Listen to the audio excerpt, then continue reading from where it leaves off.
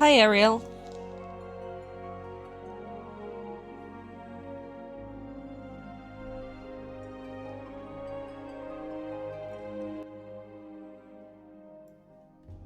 Good morning to you. Hopefully you're relatively awake.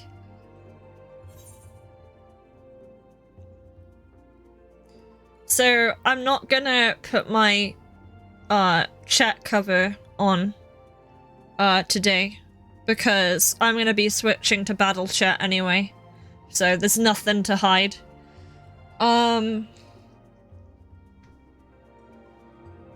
You messed up and logged into your main. Well, there you go. You will just have to, you'll either have to just live with that, or you'll have to, I think what you'd have to do is probably just log out and log into what you want to log into. 2k here. Yeah, they're letting people in like 100 at a time or something like that right now.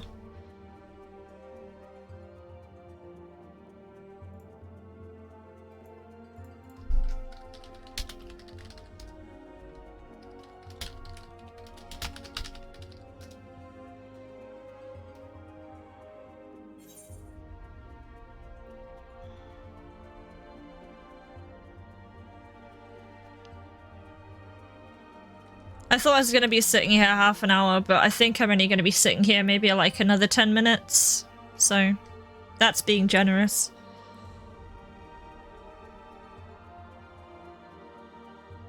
Won't be logging out until Sage SQ is done and Sage is 90. Yeah. I'm going with my main first. Yeah, main is first.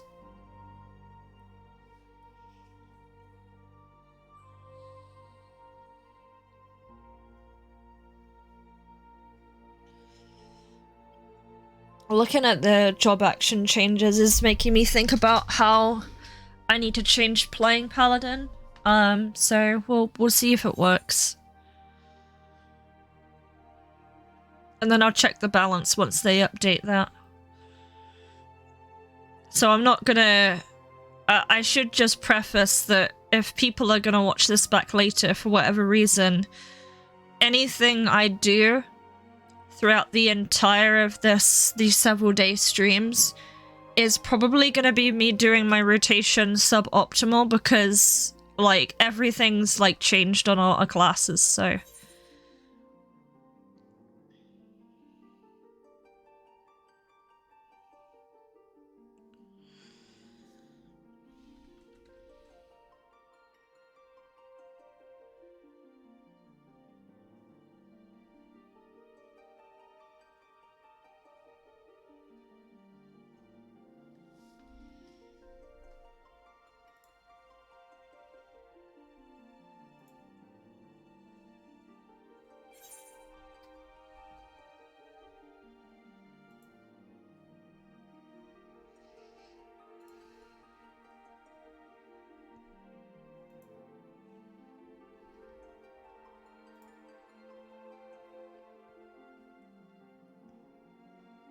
No, no one. Especially not for Summoner. So, Summoner's gonna be fun.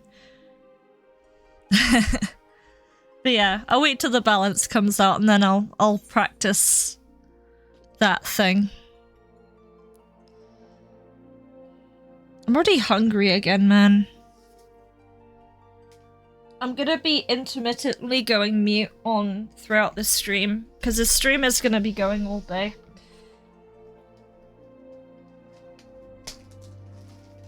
This is gonna be an all-day stream.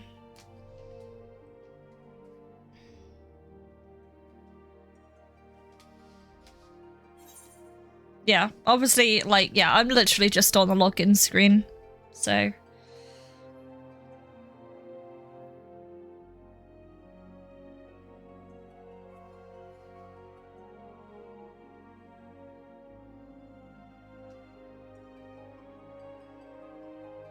But yeah, I'll probably go quiet a lot because I just want to take stuff in. This is kind of the same way it went last time as well. I just, last time I streamed this, I had like a couple of mute streams and then some ones where I was talking and stuff in it, but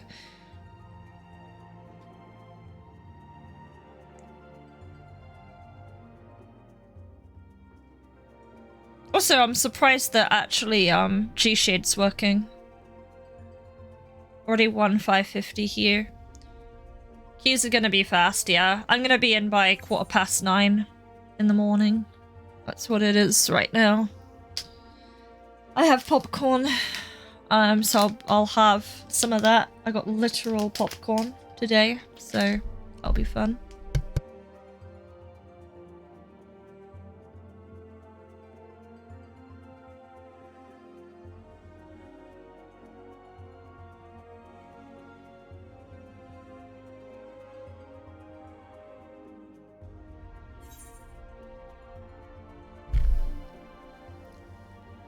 So yeah, I might be going into focus mode a little bit here, but that's fine.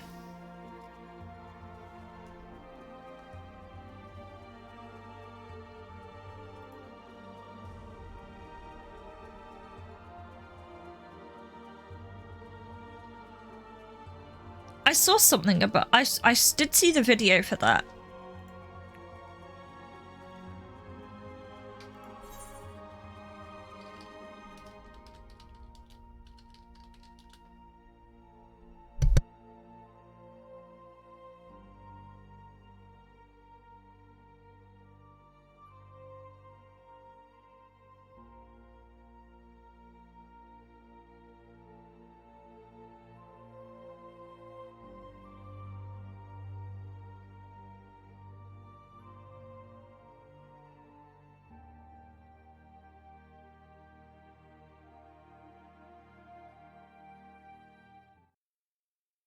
We're in.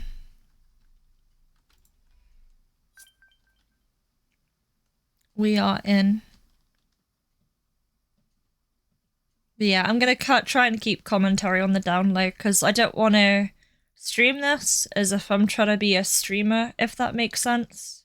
Because I don't typically, when people are streaming content and stuff like that, they're more like they're a little bit more exaggerated than they normally would be.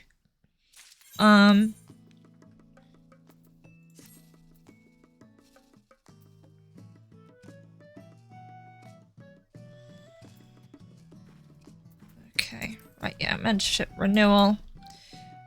Oh, let's just double check what shade I'm using. I need to go onto gameplay. There we go. Right, it's a paladin time. Let's go to Mordona. Mordona's gonna be absolutely murdered.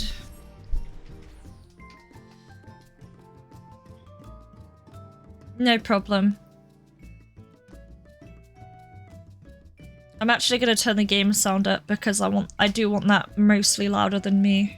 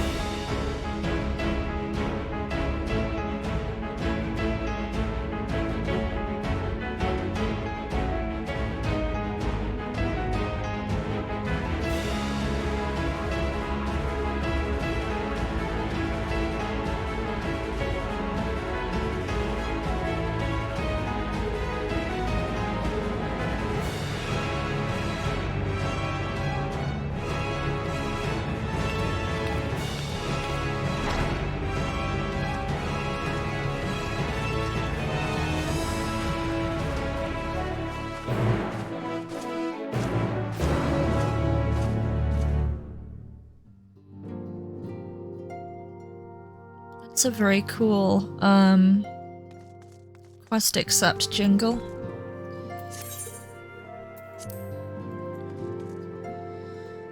Okay, so mostly the same for now.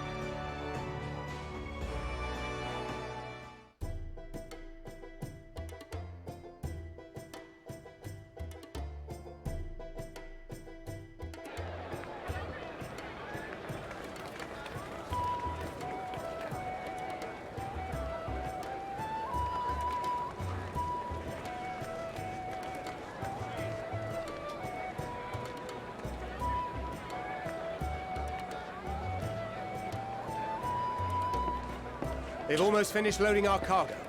We should be ready to depart right on schedule, or so I'm told. Excellent. 'Tis nice to have a smooth beginning to one's journey, at the very least. It's funny.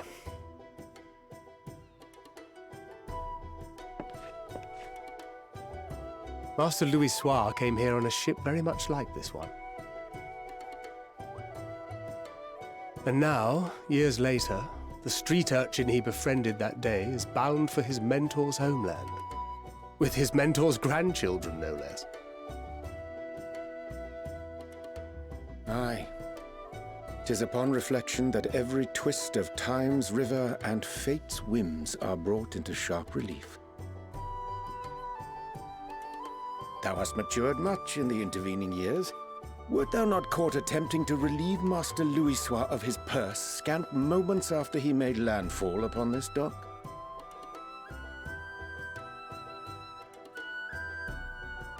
Oh, really? Now that's a tale I'd like to hear.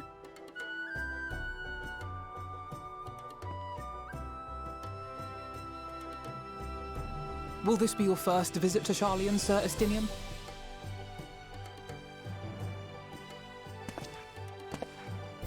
Sir Estinian?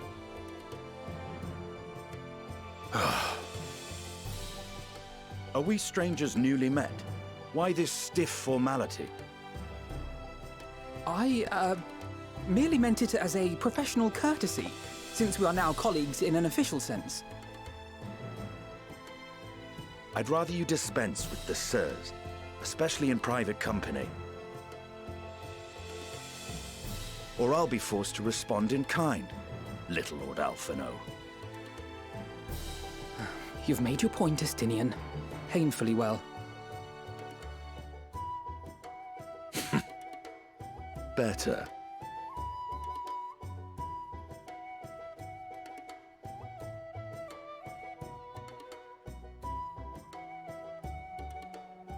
Are you all right, Tataru?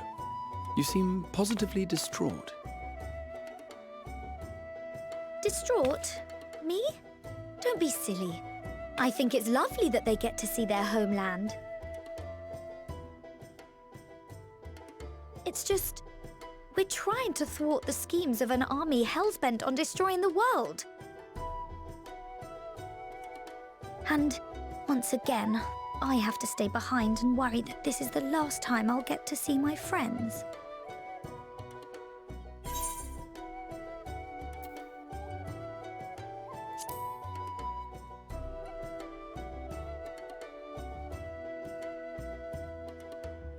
I'll hold you to that.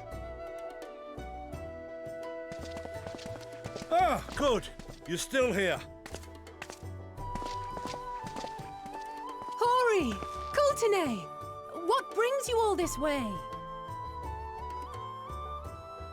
We're to assist the Maelstrom and the Kobolds with a lunar primal operation, so we thought we'd see you off before heading to the tower.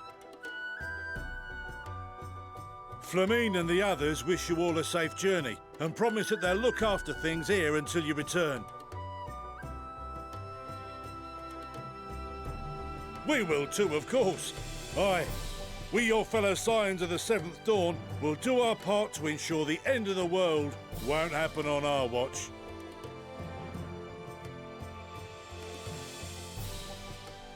We're set to sail! All aboard for Sharlayan!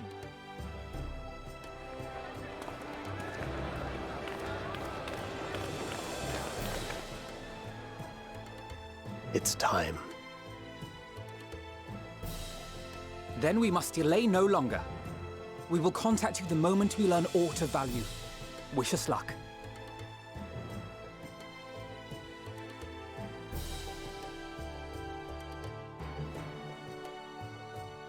Have a safe journey, and please, please, be careful.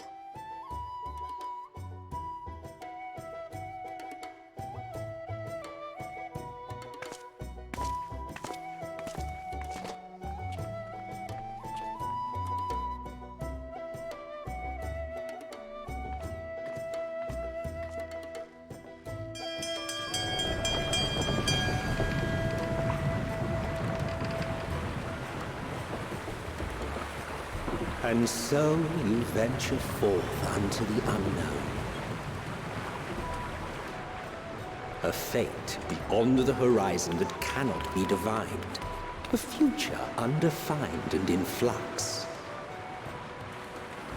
In uncertain times, naught but the simplest words of wisdom will suffice.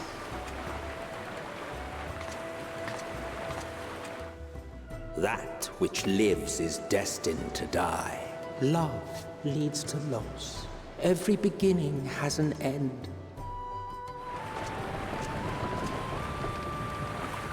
Treasure every moment, every step of your descent.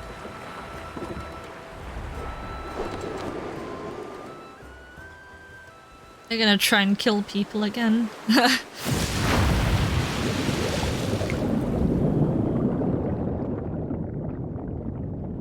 And there, in the depths where souls and stars rest, find your truth.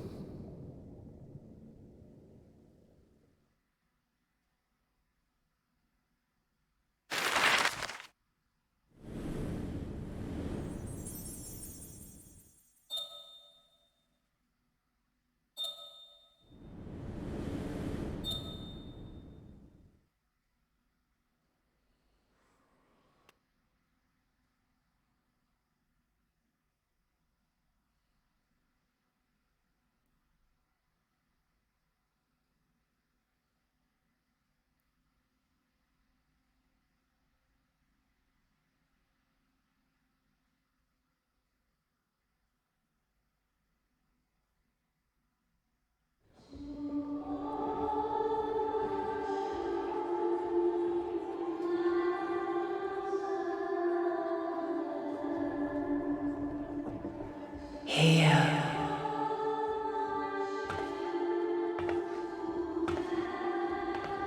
Feel.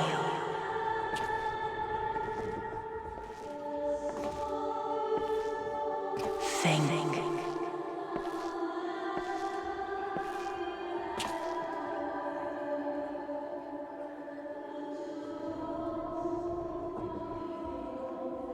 The day has barely dawned, my fellow earlier riser. Though we're hardly alone in that.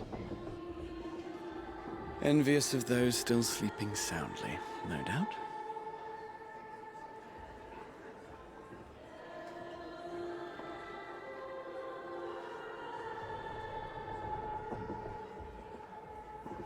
Called out to you, you say? I've heard nothing myself.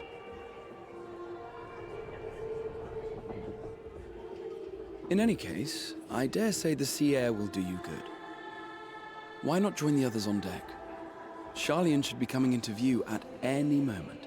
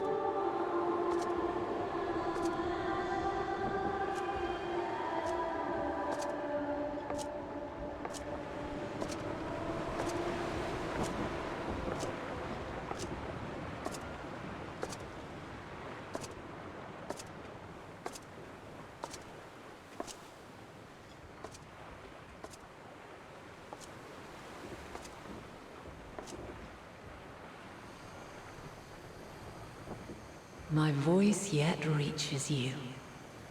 I am glad. Hear, feel, think. And thus do we meet face to face at last, my warrior of light, guided by the crystal.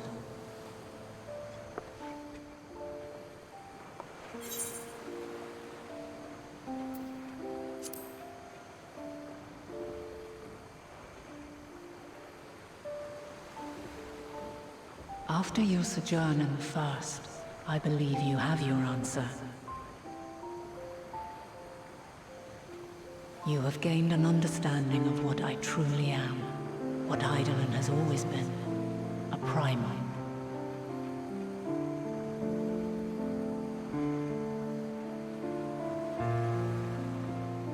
Zodiac was created to forestall the apocalypse which threatened the ancient world, and I was brought forth to bind him. Yet 7 times now, those who would orchestrate a return to that bygone era have rejoined a shard to the god I had sundered. The greater his strength grows, the swifter does mine own diminish. The power to draw your mind into the rift betwixt is no longer mine to wield. Yet though it taxes me sorely, I dare not leave these words unsaid.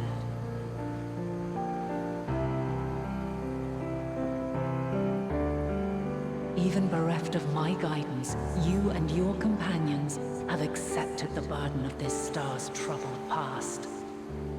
A conjunction has begun to form, an intertwining of your time and mine.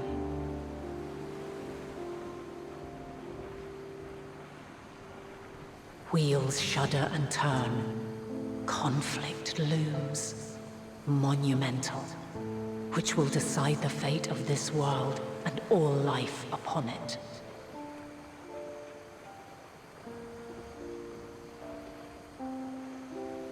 When you truly understand what is at stake, and your journey has prepared you to surmount the insurmountable,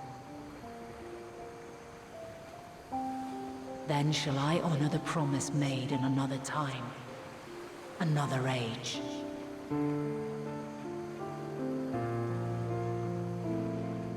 Cast your peepers to the fore, folks. Sharlayan's just over yonder. I will not keep you further. Your traveler's heart must yearn to behold this unfamiliar land. We shall meet again, and soon.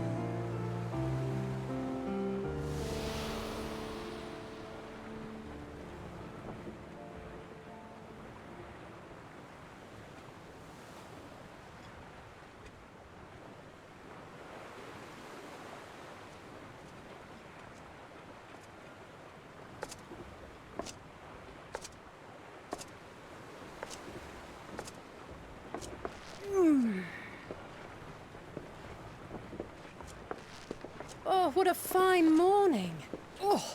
Still a bit stiff, though. And a good morning to you too. Taking a look at the island already? Then let's go. Let's go! Might still be room in the prow if we're lucky.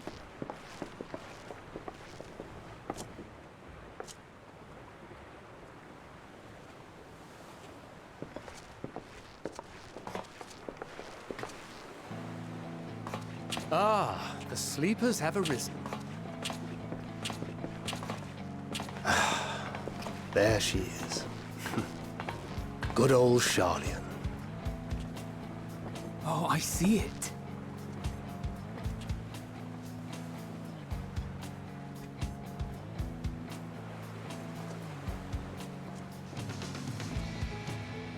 Home. Home at last. Well, maybe not in Father's eyes, but we'll manage on our own, if we must. You do know you're not alone in this, don't you? Indeed. 'Tis as Sir Estinian said. Forget not the comrades who boarded this ship at your side, I prithee.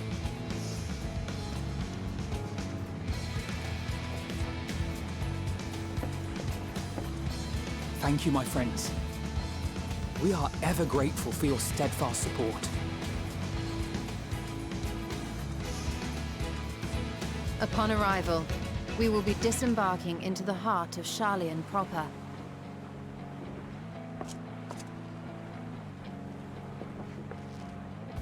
There is no greater concentration of wisdom in all the world. I am confident that somewhere within that center of knowledge and learning, we will find the answers we seek.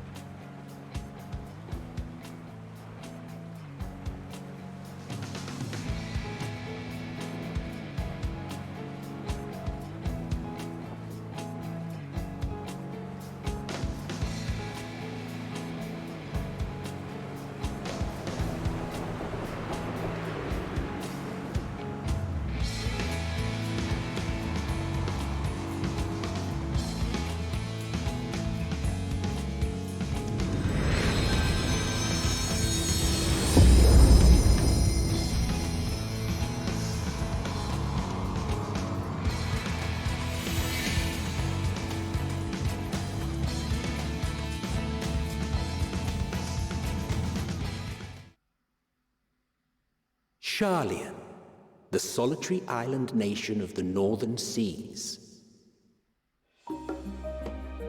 Where under the watchful gaze of Thaliak, patron deity of scholars, academics hoard all manner of knowledge and secrets. Once, they deigned to accept foreign students into a distant colony maintained in the Dravanian hinterlands. How swiftly they abandoned it once the first Garlean boot set hostile foot on Alamegan soil. So averse to the prosecution of war, these men of wisdom, your would-be allies.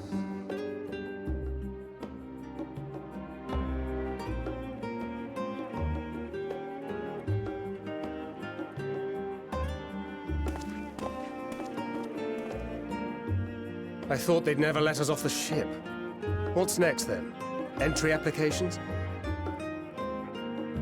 Hopefully they find no cause to deny us.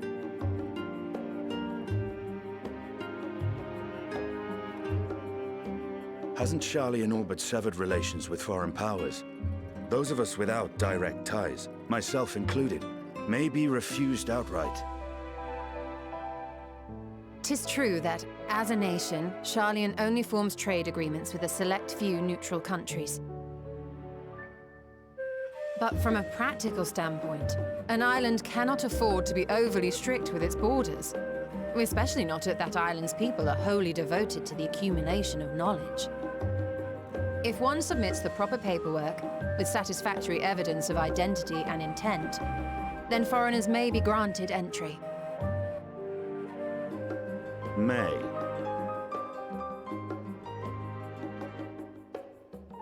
Quite. So let us be absolutely clear on these points before we proceed.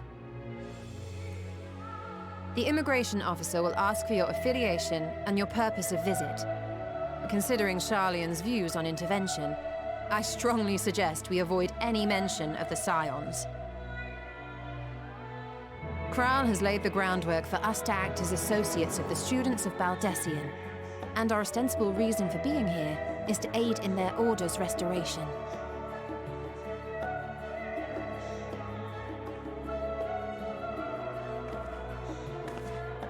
Grahatir, it might expedite our progress should an actual student be seen at the head of our little group. Would you mind leading the way? Of course. The immigration officers were this way, as I recall. Shall we?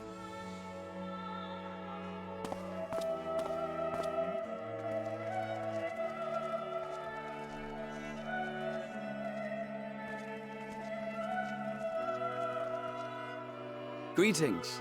We've just arrived and are eager to make our way into the city. would you be so kind as to process our entry applications? Certainly. I see by your mark you are an Archon. I am. Grahat here of the Students of Baldessian at your service.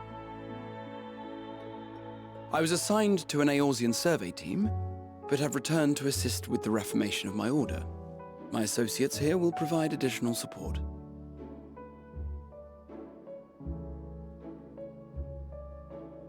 Very good. I have paperwork detailing your group and its scheduled arrival for today. And it seems some few of your companions are also Archons. If you'll step forward, we can process those applications first.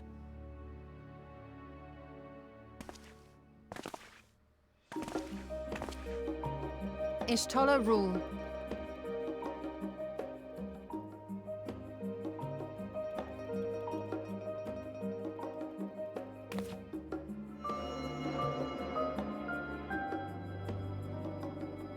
See how it glows?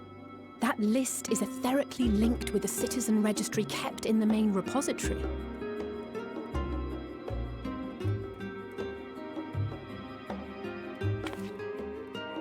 I've confirmed your status as Archons and amended your travel records accordingly.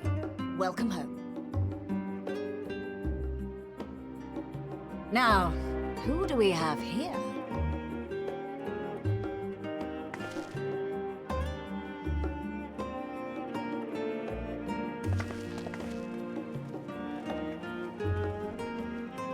Alphino Leveilleur. And Alize Leveilleur.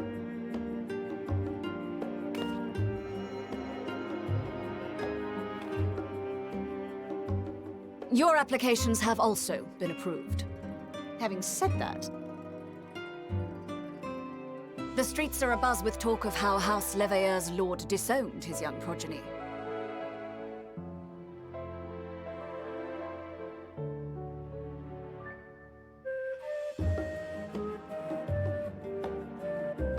And while such personal circumstances constitute no reason to deny you entry, I urge you to avoid exacerbating your present situation. Times are quite troubled enough already.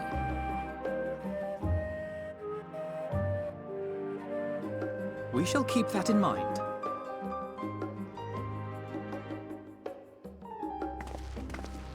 These last two are not Sharlayan natives, but you will find their credentials are in order. An application was made in advance.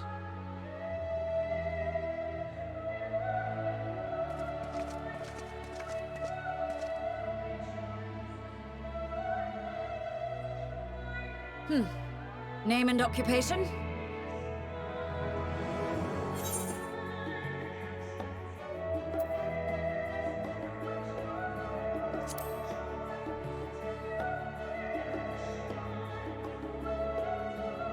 An adventurer. Well, I suppose that is considered a valid calling in your native Eorzea. And it does indeed match the profile provided. You may enter. And you, sir?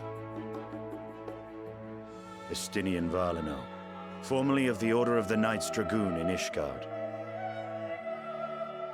Formally, at least. And what, pray tell, is your profession now?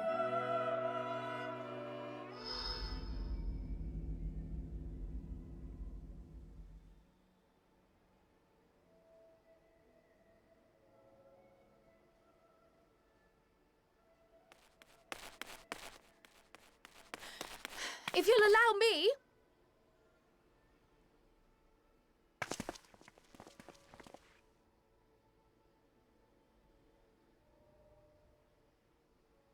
My associate is a mercenary, hired for his strength at arms. Surely you are aware of the dangers we often face on our forays into the wilderness.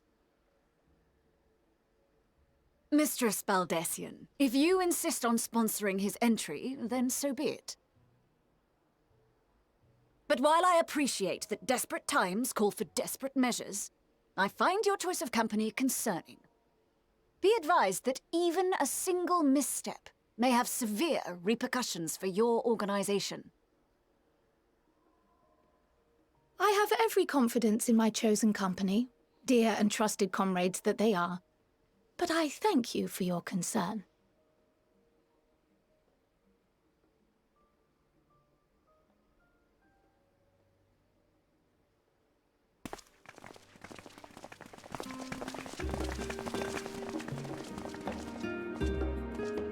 Croyle!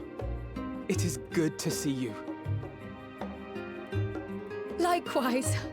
Long voyage notwithstanding, you will seem none the worse for wear. There is much to discuss, but this is hardly the place. Let's be on our way, shall we?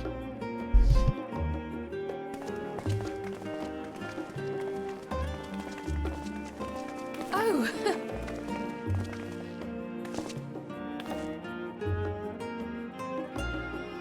Welcome, friends, to Sharlayan. As your mercenary, I should hope my welcome includes a generous salary. Well, I had to say something, Sir Taciturn.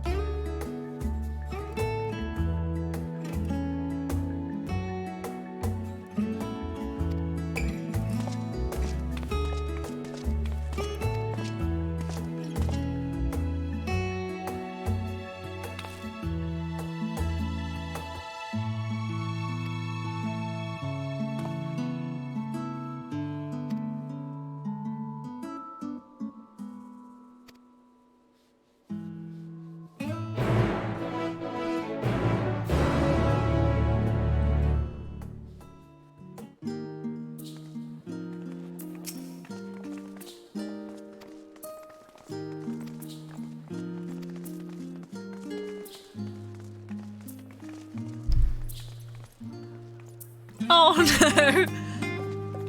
Oh.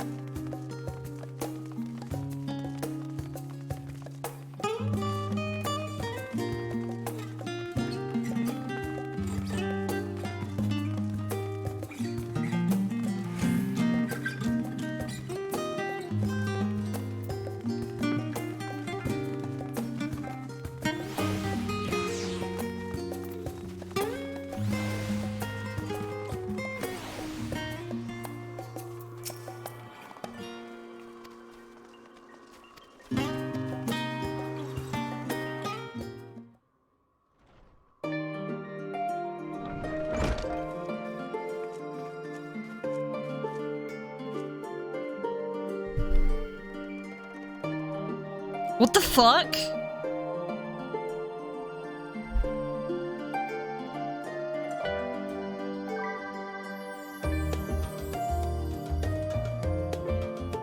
Dude, I was only playing that last week.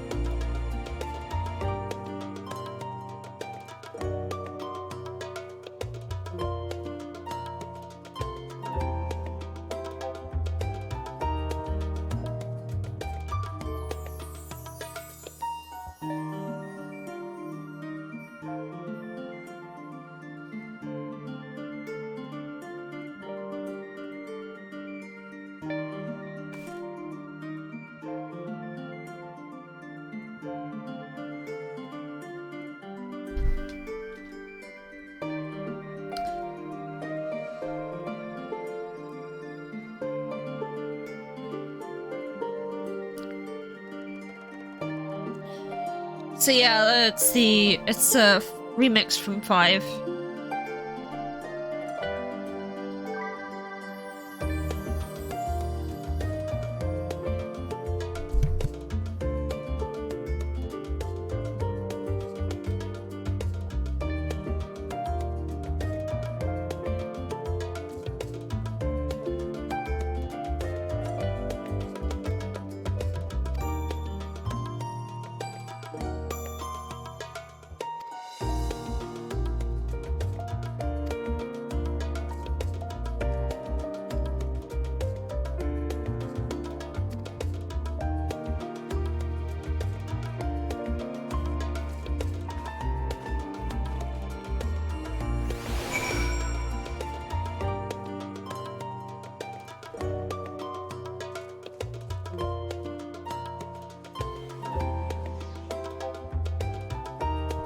Give me one sec. This is what I mean. Hang on.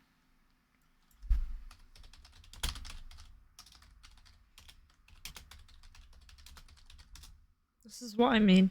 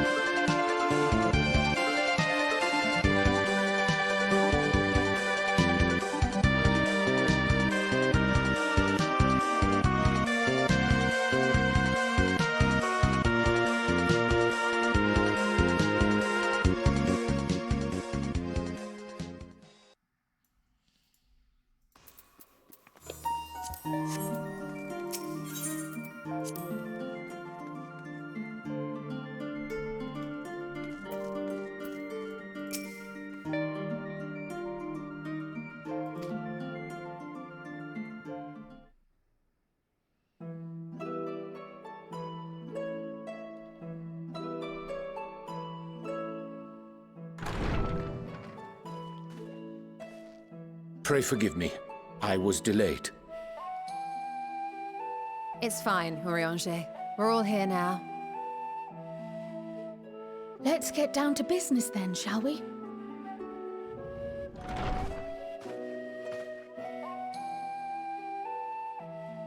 what may, we must prevent the Telophoroi's plans from coming to fruition. At present, I see two paths for gathering the information which may aid us in achieving that goal.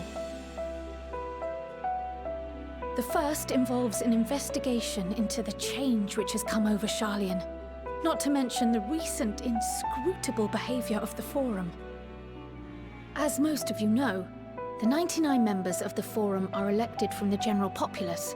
This alone guarantees a plethora of opinion with regards to foreign policy. The bibliotheques, for example, are a group of conservatives which would have Sharlayan focus on recording history, while remaining entirely uninvolved in the making of it. And at the other extreme, we have advocates for proactive diplomacy and direct intervention. My grandfather Galef was one such member, as was Archon Louisois. Yet despite our diverse factions and philosophies, the recent vote to deny Eorzea's request for assistance was unanimous. Even more concerning was the fact that many cited other, more pressing duties as justification for their recalcitrance. Fortuno's refusal in Gridania had those same undertones. 'Twas as if, having stared unblinking into the face of impending doom, he had simply turned away to pursue something more important. But what could that possibly be? A mystery indeed, and one which I ask for your help to solve. Our future may depend on it. As for our second potential path, it concerns a request made directly to the students of Baldessian.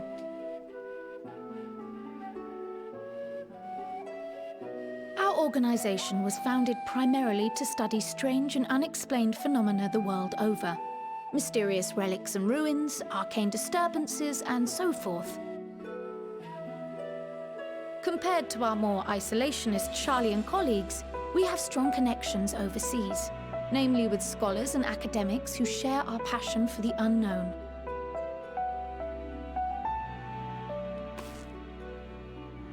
The request in question comes from one such acquaintance, Nadana, an alchemist residing in distant Thavnair. Her missive describes the sudden appearance of a tower, and the subsequent summoning of what I can only assume is a lunar primal.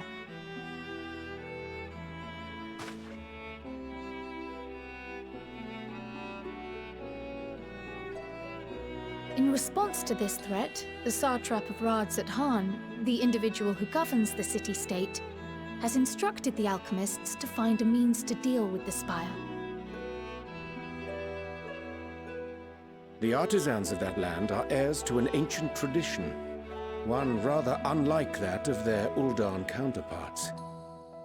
'Tis possible, nay, probable, that they have gleaned truths unattainable by Eorzea or her Far Eastern allies. They do, in fact, appear to have a strategy in mind, though it will require further research. To that end, they have requested an introduction to a capable warrior shielded by the blessing of light.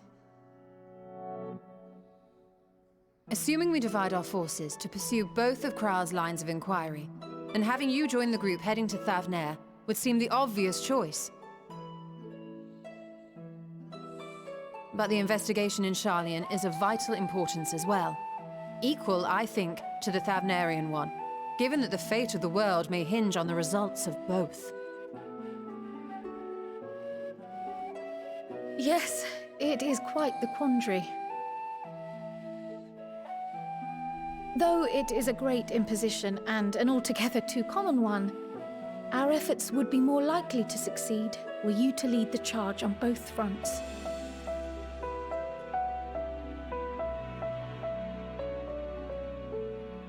You are indeed our champion. As to which task to tackle first, we will defer to your decision. Let us next decide how everyone else might best be assigned. As for myself, I shall continue what I've begun in Sharlayan. I should also like to steal the services of an Archon or two. And thereby gain access to a greater range of reading material. I will help with that. Allow me to offer my assistance. I have some small amount of experience in the field of research.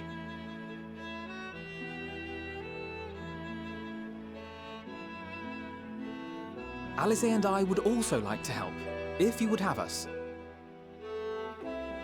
Anything to understand even a fraction of what our father and the Forum might be thinking. Of course! The more the merrier. Right. The rest of us will make the journey to Thavnair.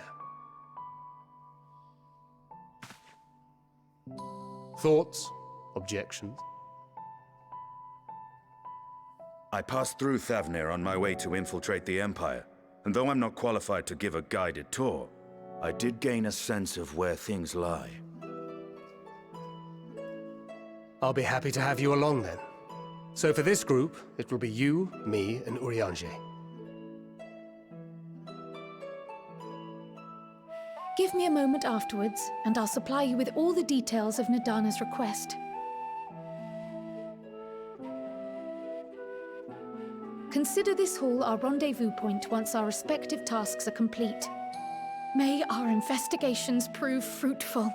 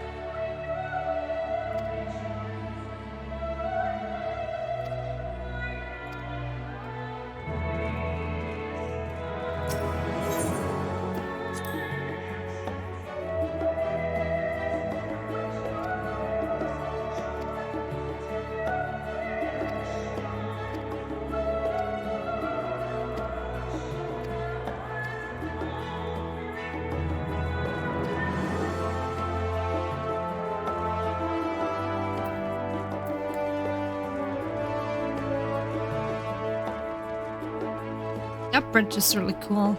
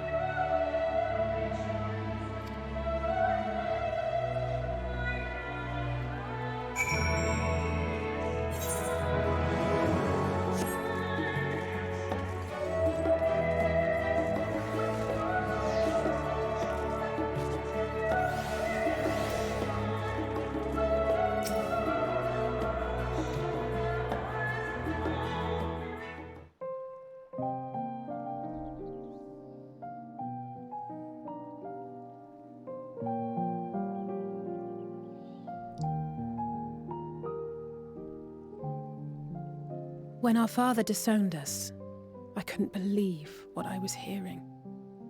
It wasn't until much later that his words began to sink in, that I began to feel the weight of what it meant.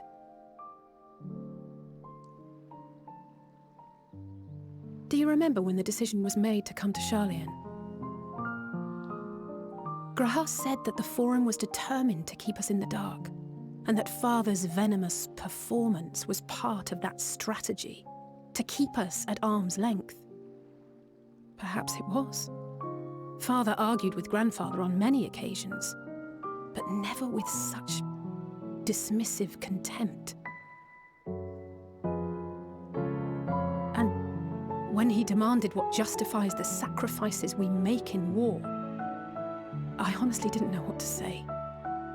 Neither did Alpha know, I know, but never for one moment did I believe we had made the wrong choice. So all I could do was fume silently. It was only afterwards that I realized how childish I had been, how being stubborn and self-righteous must run in the family. If I could have just mustered a civil response, then things might have turned out differently.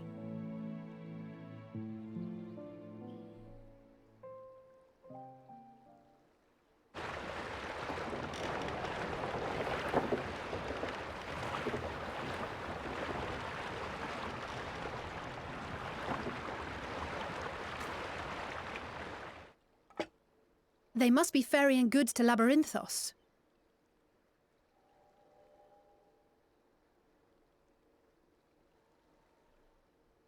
A vast complex beneath the island. Sharlayan is famous for archiving knowledge from around the world. Well, that knowledge is not preserved exclusively in dusty tomes and desiccated samples. Our living library, comprised of all manner of flora and fauna, is housed and studied within that underground facility. Still, that did seem to be an unusually large shipment. When I lived here, it was rare to even see such cargo transported by boat.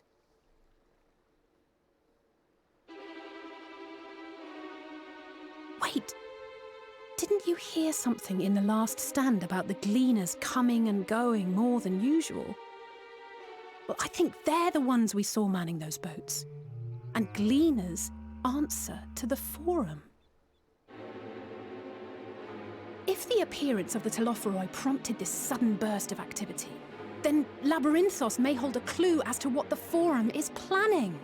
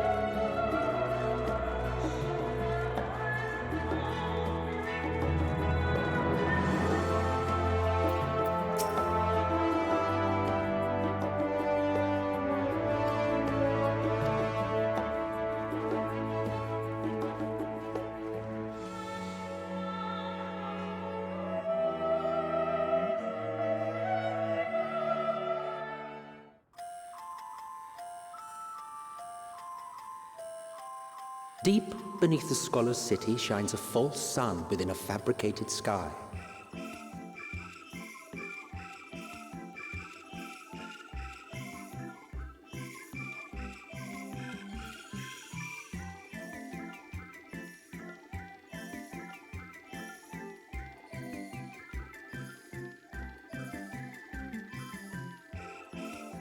A room remains, then make more rooms. A simple solution at first, and then bit by bit, a profound transformation. Knowledge buried beneath knowledge, a growing, creeping labyrinth from which there is no escape.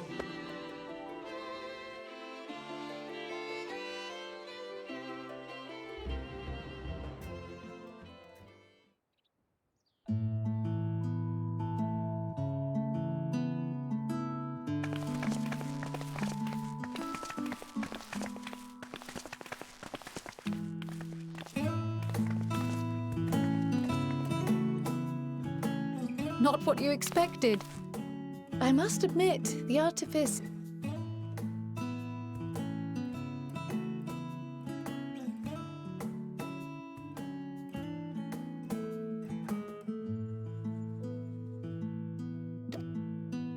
The island is volcanic, you see, and once upon a time this great hollow must have been a reservoir for magma. It was discovered some 400 years ago, at which point it was repurposed as a storage facility for scrolls and samples and such. Renovations have continued, with nigh on no interruption to this day, with the lower levels still undergoing expansion. Aren't those people gleaners?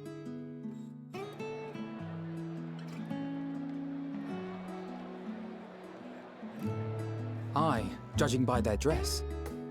They are said to work alone as a rule, but 'twould seem that rule is being enthusiastically broken today. It may be as you suspected, that they are engaged in a task apart from the norm.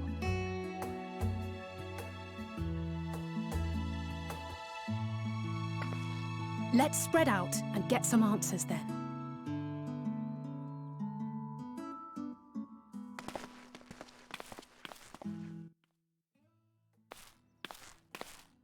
Ugh.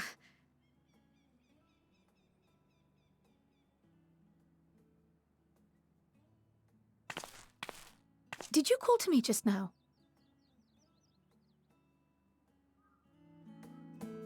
No. How odd. I must be a bit dizzy from the descent. I'll be fine, I'm sure. Let's get to work, shall we?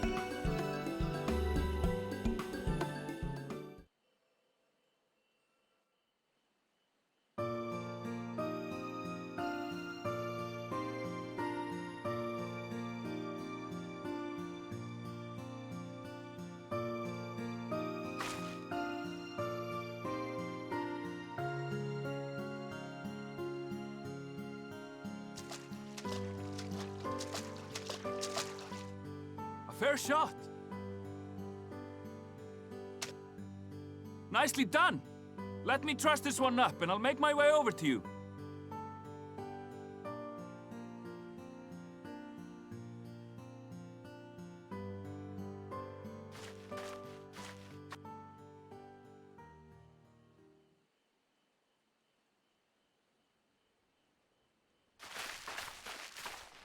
There you are. Any new revelations?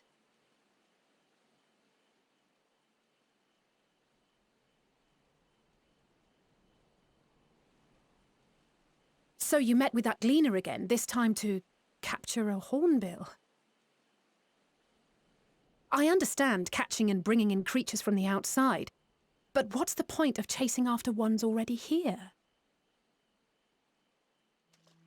Oh, it's a simple thing, really.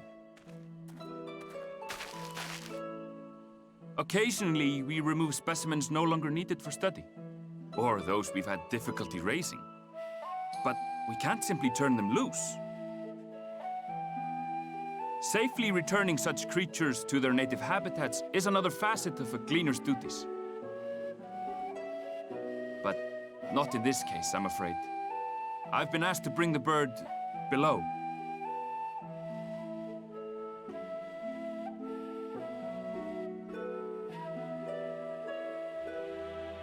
The restricted section in the lower levels of Labyrinthos. Open only to a select few researchers handpicked by the Forum. The projects down there are the subject of rumor and hearsay. Forbidden magics. Advanced technologies that can never be allowed to fall into outside hands. Even Archons are not privy to the truth. Those who are, the researchers involved in this secretive work, are not permitted to walk freely in the city, and are instead required to live in isolated quarters. What could a facility subject to such strict security protocols possibly need with a hornbill? An experiment? Possibly. I wasn't afforded an explanation. But judging by the requisition list given to me and my colleagues, I doubt it's for any kind of advanced research. I'd be more inclined to believe we were making preparations to migrate to the south. Mericidia or thereabouts. What? Why would you say that? Much of the flora and fauna we were asked to procure could serve as reliable sources of sustenance. They're comparatively hardy species, too, able to endure harsh climates. And among them are specimens known to be effective in improving soil quality and purifying water. When you put it that way, migration does sound like a reasonable assumption. That's all it is, though. An assumption. Through our tasks, we gleaners glimpse only bits and pieces of the Forum's plans. Our prime concern is that our requisitions, be they living or otherwise, are properly preserved for the knowledge of future generations. Now, I really must be going. I regret that I cannot reward you as you deserve.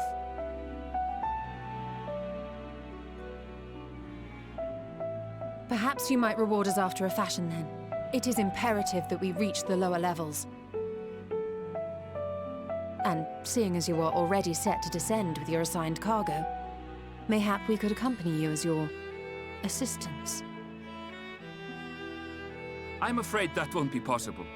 Once the animals have been prepared for transport, we send them down separately via the lift. I will, of course, follow after to make my report, but I can hardly pass you off as porters when there's nothing left to carry.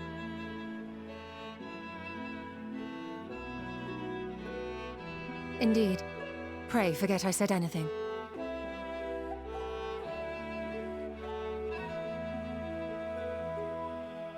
How do you feel about climbing? If you've strength and the courage to brave it, then there is another way down.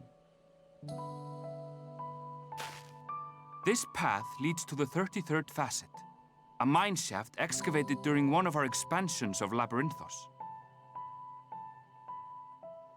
While I cannot guarantee that the passage is safe to traverse, it should provide access to the medial circuit below. I never even knew such a place existed. Thank you. This is the perfect solution. You're quite welcome, but consider yourselves warned. If the going proves too treacherous, you do well to turn back. I bid you good day.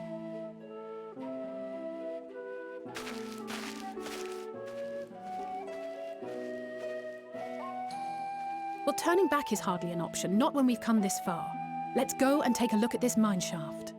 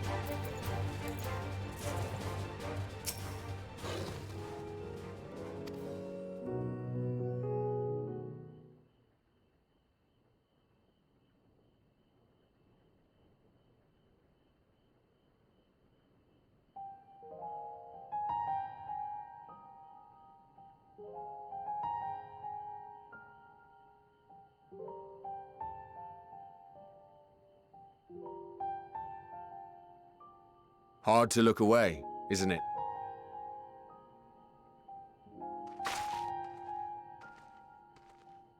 But they're more than pretty flowers.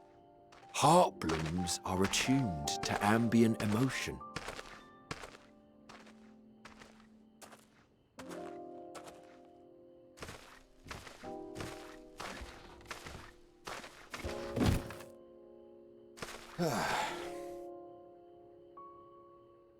You don't seem convinced, but believe me, it's true.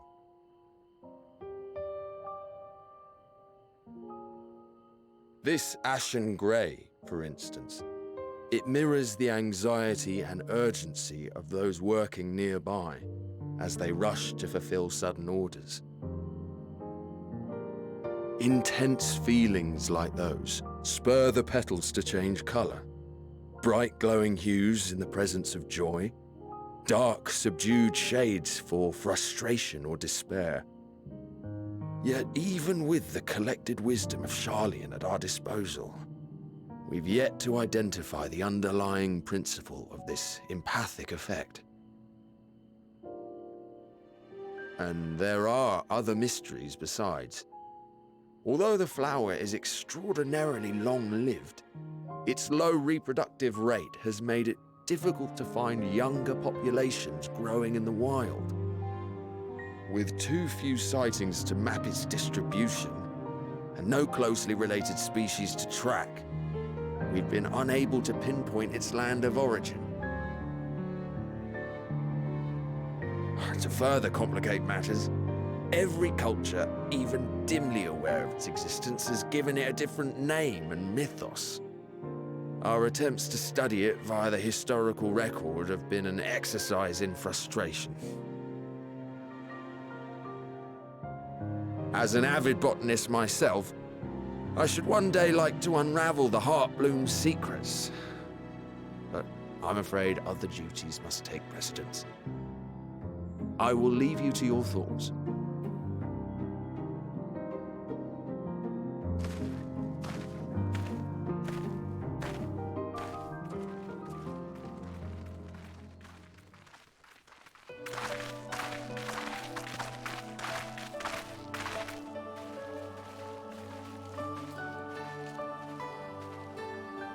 Have you learned aught of interest?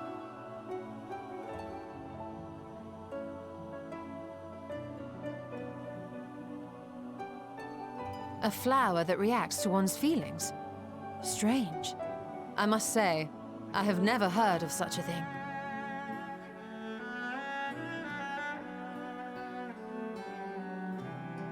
This is all very fascinating. But as it stands, we've failed to gain any significant insight into the Forum's undertaking. Indeed. While there is certainly enough activity to support Erenville's supposition that a priority has been placed on improving food production, unfortunately for our investigation, these workers were never informed as to how their duties serve the master plan. If only we could interrogate the Forum members directly.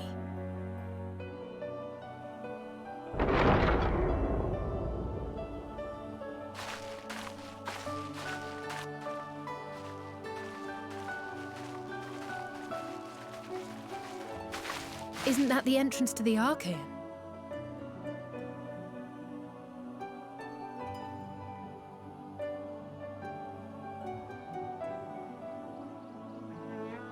Look, there.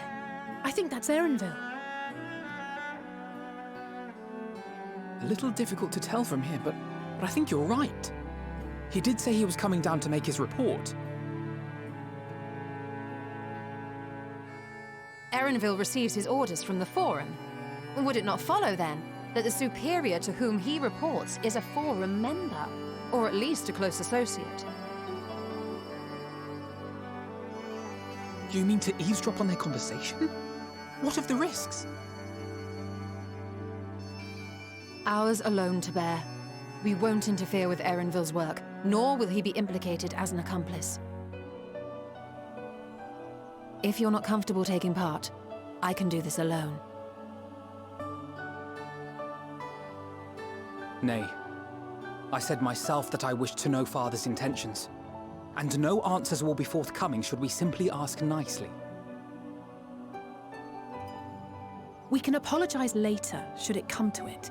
Right now, we need every crumb of information we can get our hands on. Consequences be damned.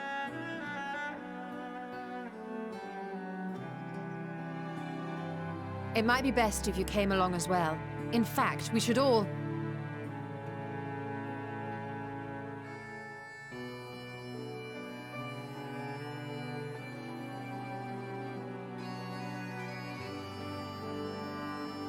Crier?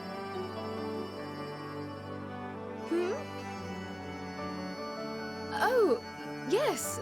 That certainly sounds like a plan. I'm glad you agree.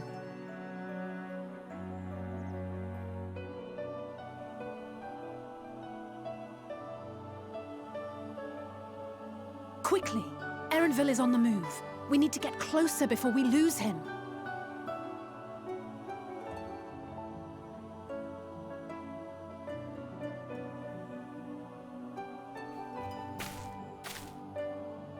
Almost. I can almost reach you.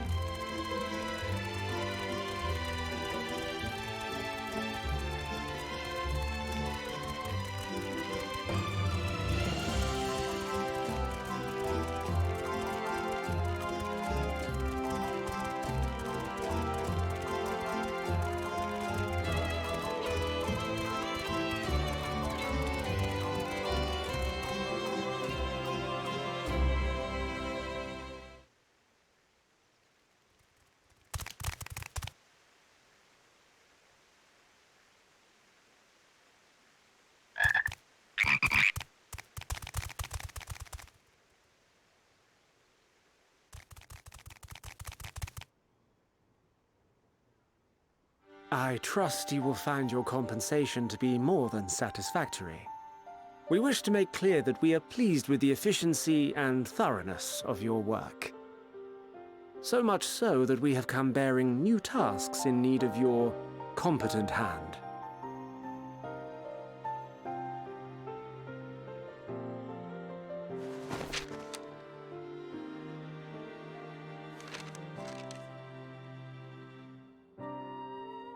Another lengthy list. If I may speak frankly, the Gleaners have been pushed to the point of collapse by your unending demands. We are not familiars to be exploited. We are Sharlayan scholars, and we deserve an explanation for this unseemly treatment. What warrants such urgency?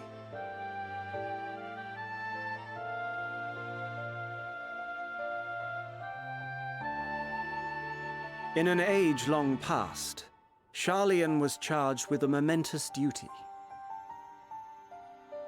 And now that word of the final days hangs heavy in the air, the time has come for us to fulfill that charge. I can say no more, but I promise you this. All will be revealed in due course. And when it has, you will understand that your toil was in service to the greatest good.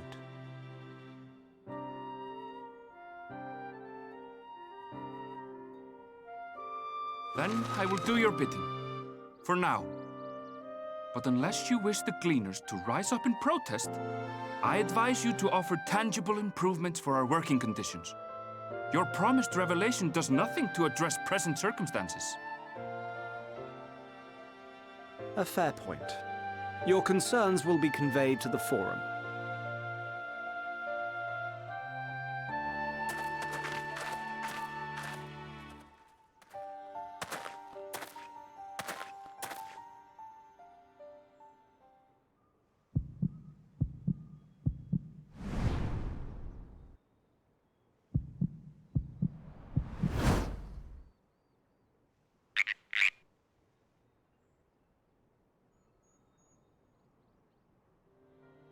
I hope that was informative. You may consider my debt to you repaid in full. While I do have my reservations about the Forum, I want to believe that they have our best interests at heart. Which is why I'm reassured that you're busy sniffing out the truth of things. We can ill afford to place all our eggs in one basket, this master plan of theirs, without first understanding the risks involved.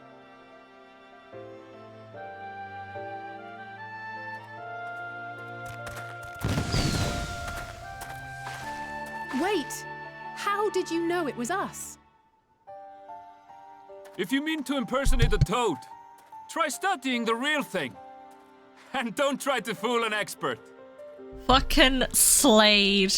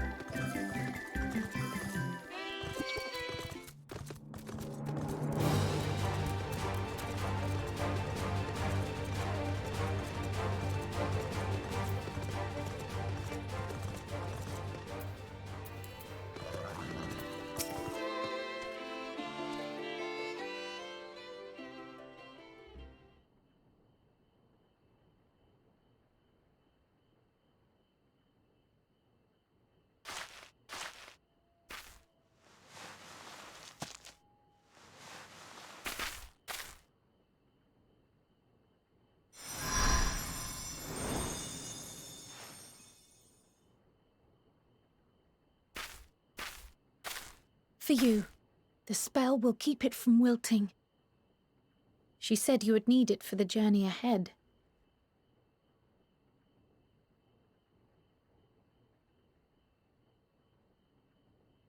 Will you speak with her now?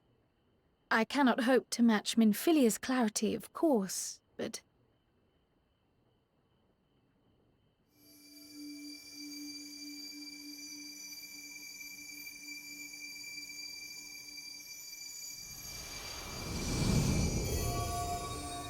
Thank you.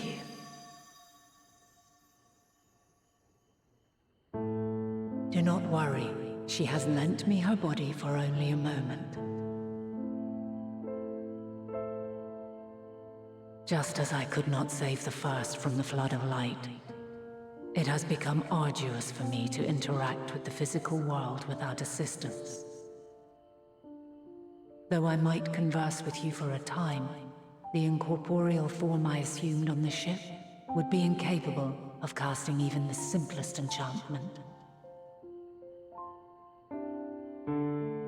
It is in the depths of the ethereal sea, the place to which all life returns, where my influence is greatest. After Minfilia's sacrifice on the first, it was to the sea, here in the source, where I ferried her soul.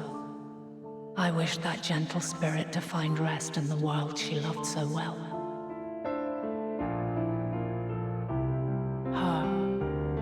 And another who may yet have a part to play, though that will depend on you. Take the flower, walk free, for you are free, to go where you wish, to believe what you will.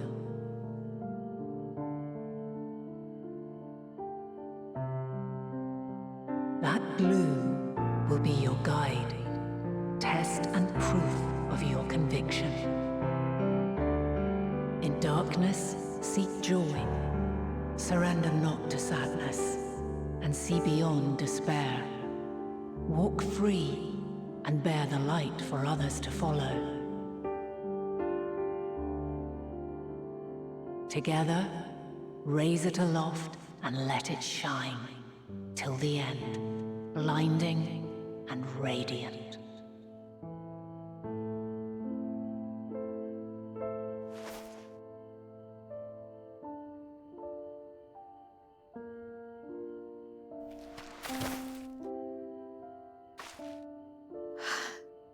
Was all too brief. Already she seems so far away.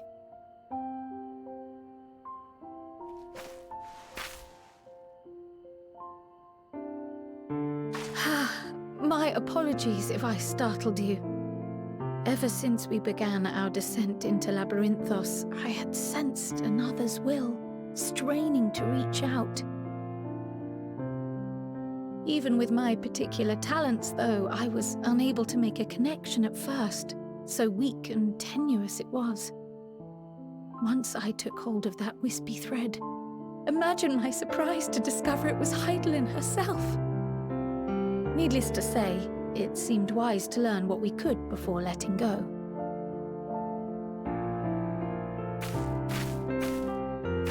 Her answers were more cryptic than I would have liked, but at least she left us with a guide of sorts, that unusual flower.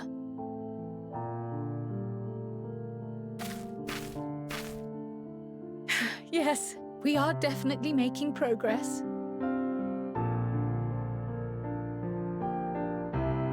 You can't be serious! We've done nothing wrong!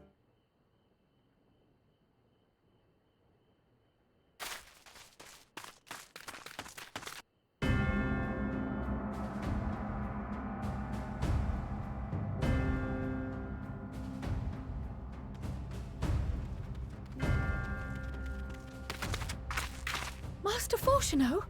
What business has the Forum with us? Obstruction and suppression, apparently. Mistress Baldessian, our records show you facilitated the Scions' entrance into Sharlayan by claiming them as assistants for your organization. We are aware of your investigations. After alerting the major institutions to the presence of potential troublemakers, we received word from an Archean custodian. A group operating under the auspices of the students, skulking about Labyrinthos and engaging in clandestine behavior. Clandestine? We may not have entered Sharlayan as scions, but we did naught to conceal our identities. Our only purpose in this city is to seek the truth. I can think of no reason why our actions should warrant the Forum's intervention. 'Tis not our way to discourage the pursuit of knowledge, but the timing of such pursuits must be considered, not to mention their potential impact. With the world in chaos, we, the true caretakers of wisdom, have committed ourselves to an undertaking that demands the utmost discretion. And we will not risk its success by turning a blind eye to disruptive foreign elements in our midst.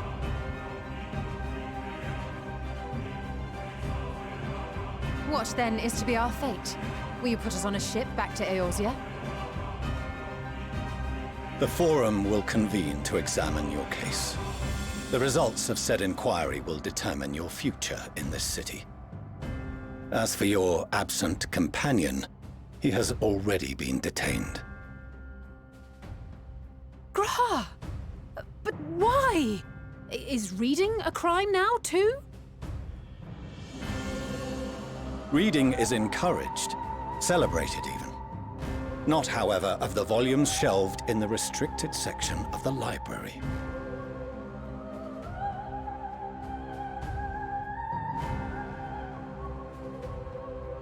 Refusing to comply will only make matters worse. Let us instead treat this as an opportunity to open a dialogue with the Forum.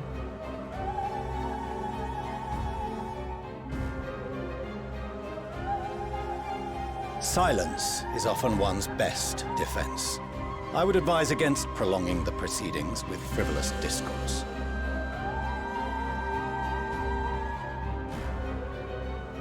But enough.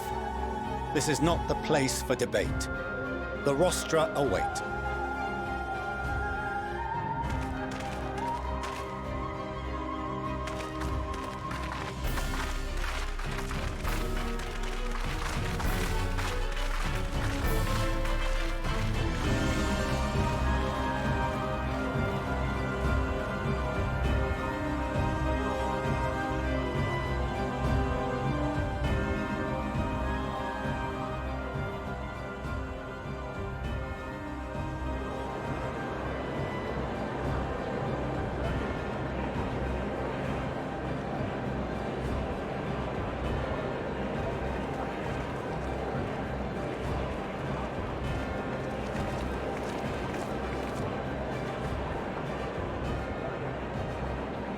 Forgive me.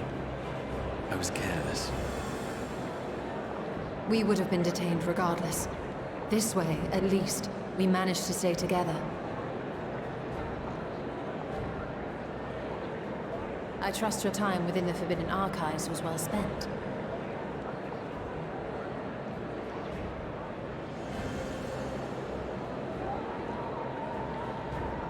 The Forum will come to order.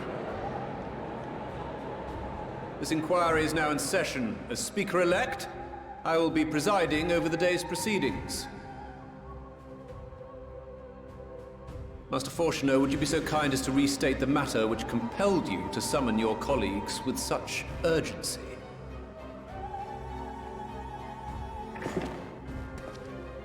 As you are all aware, we recently denied Eorzea's request for Sharlayan assistance.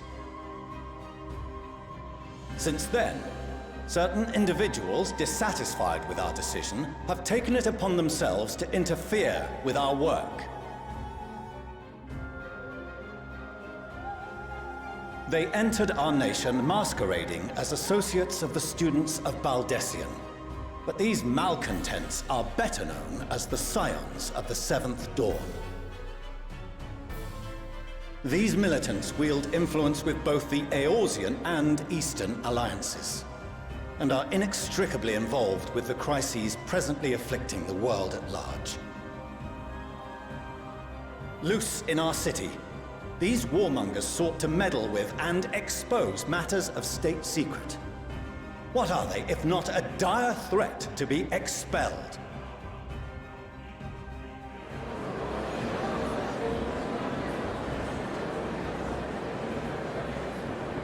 You have tarnished the good name of the students. Galuf would be ashamed.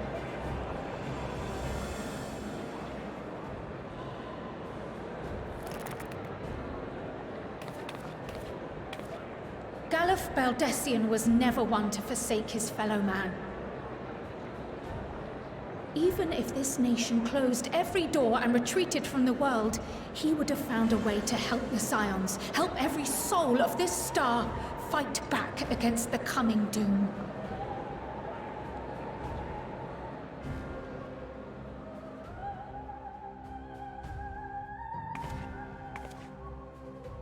A terrible enemy stands poised to lay waste to all we hold dear.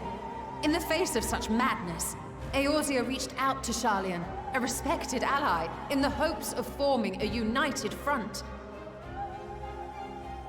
Was your curt dismissal truly the best you could offer? Or are you so preoccupied with your momentous duty of an age long past that even the end of the world is unworthy of your attention?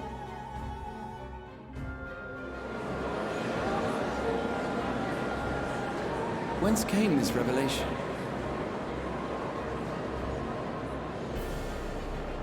From the mouth of a Forum member within fortuitous earshot. Then it seems your findings support my own.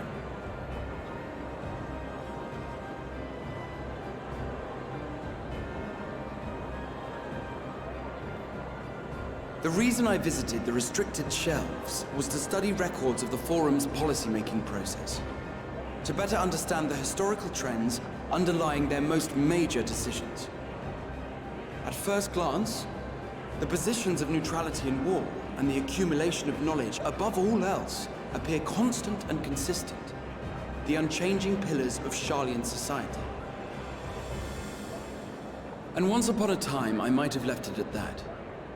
These days, however, I am more attuned to the subtleties of governance, and so I noticed something odd.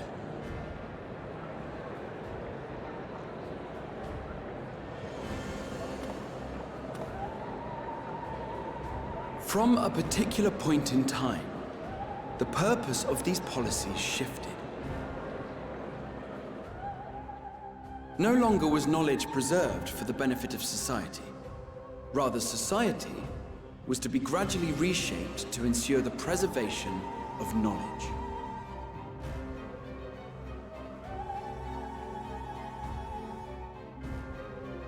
The most conspicuous and telling change was the one which befell Labyrinthos. Once little more than an oversized storehouse, an enormous allocation of funds saw it transformed into an advanced research and archival facility. I also discovered a fascinating account on the finances of our Dravanian colony. The settlement attracted students from far and wide, and the connections and tuition fees thus acquired were funneled into further improvements for the archives. Now, there is no question that our nation's progress is tied to the acquisition of wisdom. Nevertheless, the vast resources diverted for this purpose borders on the obscene.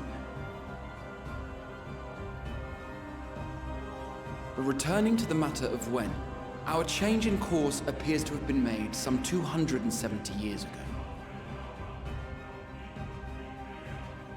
The very same period when Sharlayan scholars in the hinterlands began a formal study of the ethereal sea. You found something, did you not? And whatever it was, gave rise to your oh-so-important duty. Mind your tongue, Archon. If you had seen...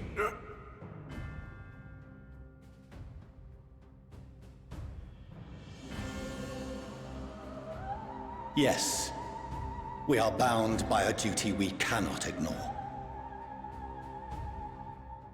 Knowing this, what would you have us do? Abandon our vital work and join you on the field of battle? We will never choose the way of the sword. We will fulfill our mission not through strife and bloodshed, but survival. Come what may, we shall live on. We must.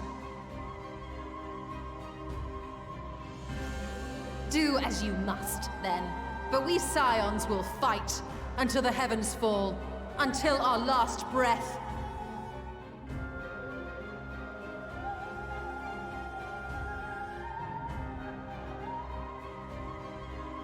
Such misguided zeal.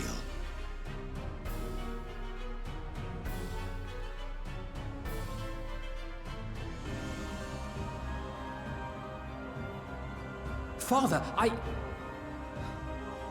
Master Fortuno, I fail to understand the stance you have elected to take. But by the same token, I have yet to find a compelling argument to counter the challenge you put to us in Gridania. Still, in the midst of my uncertainty,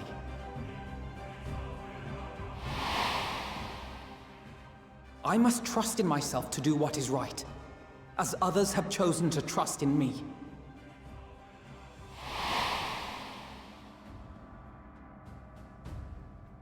So I will continue, as I always have, weighing the consequences of my every action, and allowing my hope for the future to inform my decisions. That's quite enough. Have you all forgotten the reason for this assembly? Skolok Monteshane.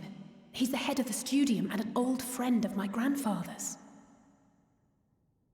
Honestly, every discussion devolves into some interminable debate.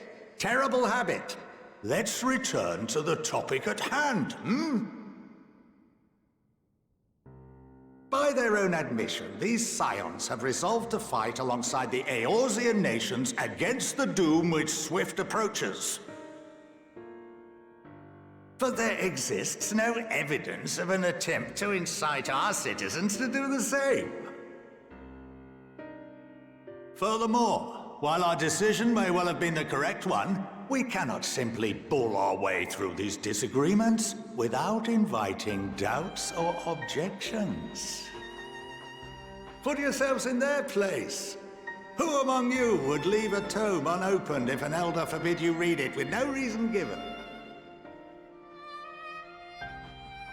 Now, if we're to quell further discontent, then we must conclude this matter with a fair and even hand.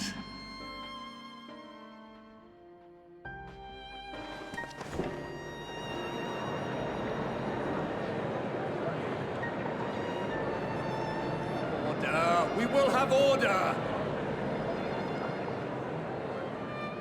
Master Monteshane raises some valid points. Keeping such concerns in mind, I propose we enforce the following measures. Until further notice, the students of Baldesion are to cease any and all activities within the domain of Sharlayan. You will also refrain from any further investigation into the Forum's decisions and duties. Failure to comply with these restrictions will result in the immediate expulsion of your Scion associates.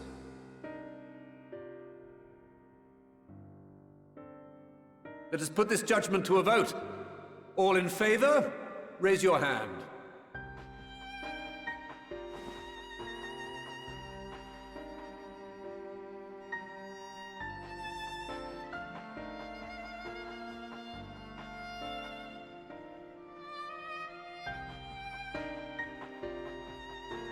I count 51 for and 48 against. The proposal is passed. Students, Scions, you have heard the Forum's judgment.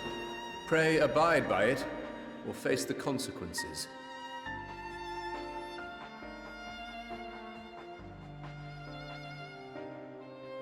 Honored members, I thank you for your time. This inquiry is concluded.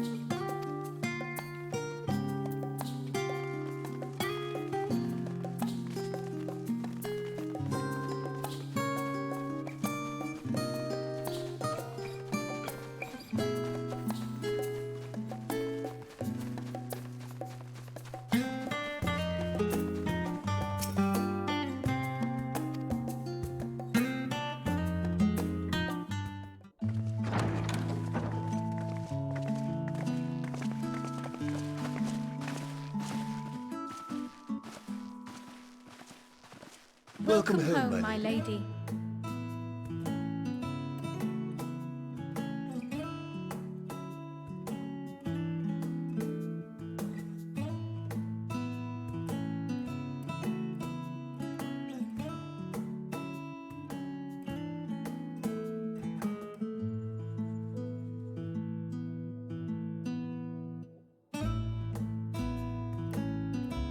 What? What are you gawping at?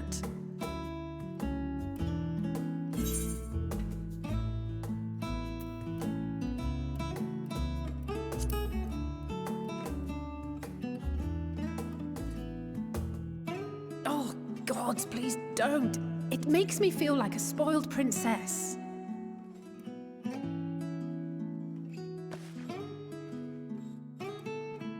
Lord Fortuneau is not to hear of this visit. And I should also like the children to have their gifts, ere my husband makes his return. As you wish, my lady.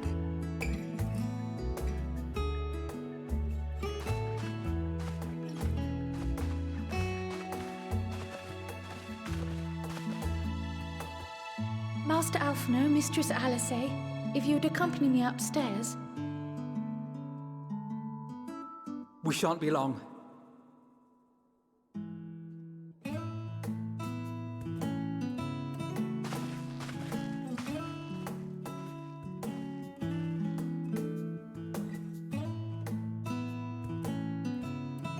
The twins have been sending letters home from time to time, recounting their latest adventures. I am sure they withhold certain details, of course, if only to keep me from worrying. Yet a mother worries all the same. In the early days especially, I tried to support them as best I could, sending the Scion's coin and other such donations. Fortunately, they have found the strength to overcome adversity time and time again. Their words grow more confident with every letter, their depictions more vivid. The triumphs and defeats, the joys and sorrows. It is clear that they have come to find value in every experience. But of those they treasure most, it would seem that meeting you might be the most impactful. Why, since that fateful day, I do believe there has not been a single missive in which you were not mentioned by name.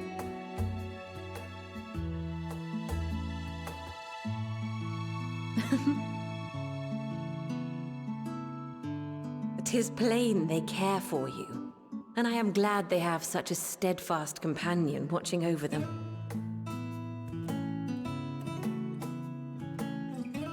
Under normal circumstances, I would offer you tea, but alas, these are anything but.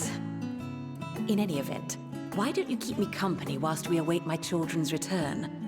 Perhaps you might regale me with a tale or two of your exploits.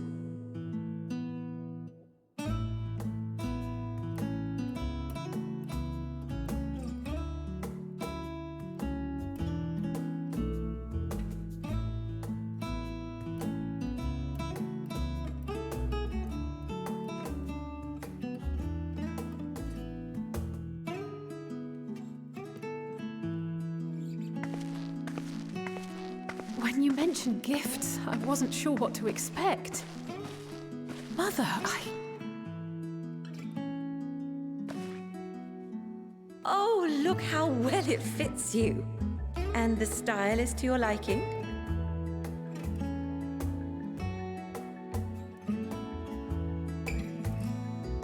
It's perfect. Exactly what I would have chosen. But please, tell me you had something different made for Alphino. Naturally. You are hardly little children anymore. And while I shall miss dressing you in those precious matching outfits, I must respect the individuals you have grown to become. See for yourself.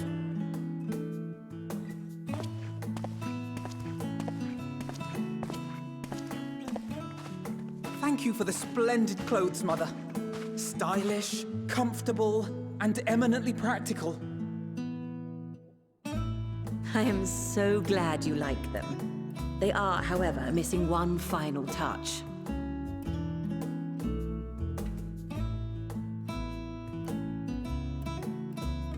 If you would allow me, Master Alphino.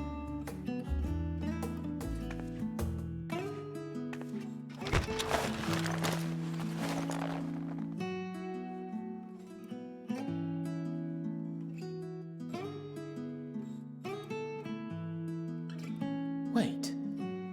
Are these... A sage's tools of the trade. They belonged to your father.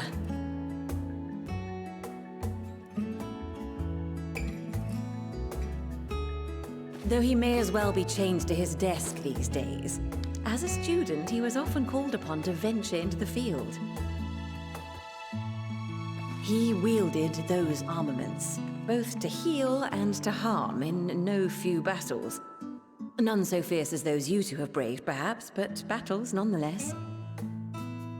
Thus did I pull them out of storage, to show you that he was not always the man who stands in vehement opposition to you now. And also because it would be a terrible waste of ridiculously expensive House Leveilleur commissioned artistry.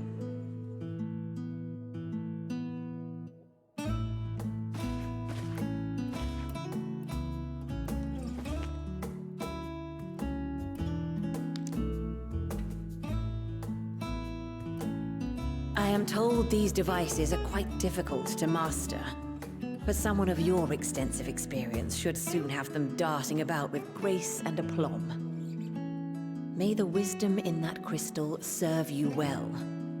And please, try to find common ground with your father, that you might come and go without need for this awful subterfuge.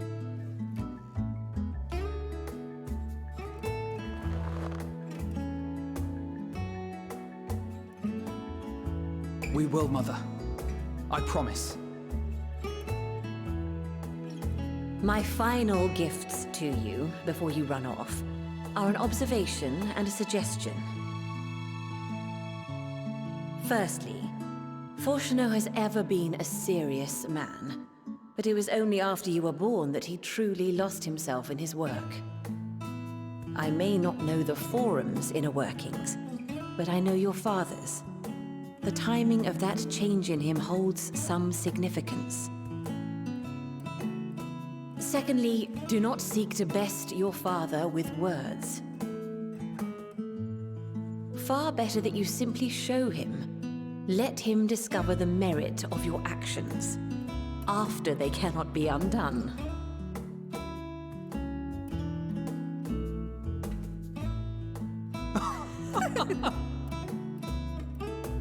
Oh, Mother. We shall take your wisdom to heart. Thank you again for these gifts, and farewell for now.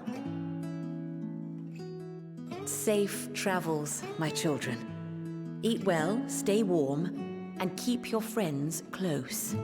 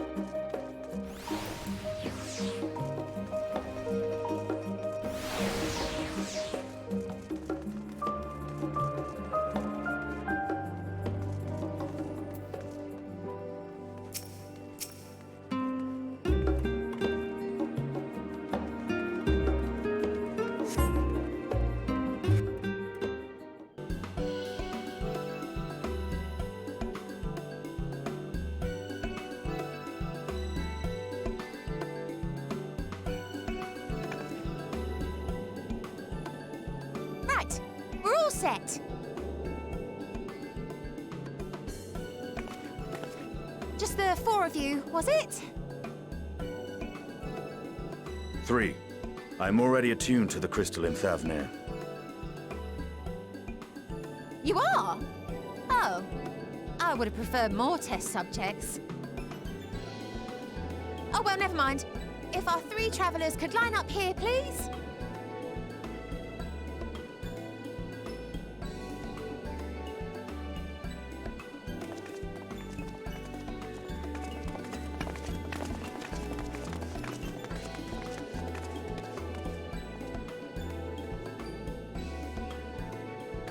Yes, right there is fine. Take a deep breath, and I'll soon have you soaring through the ether.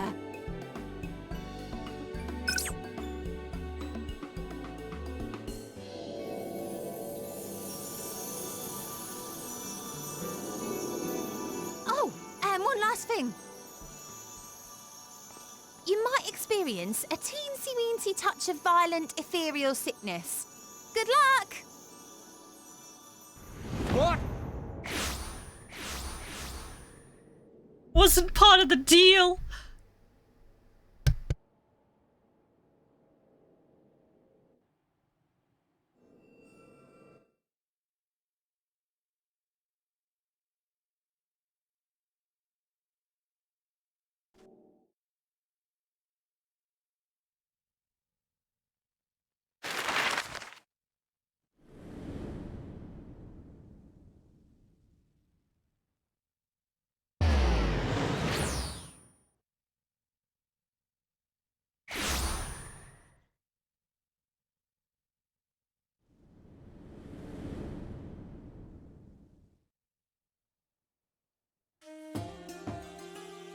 Thavnair, home to city-state Rads at Han.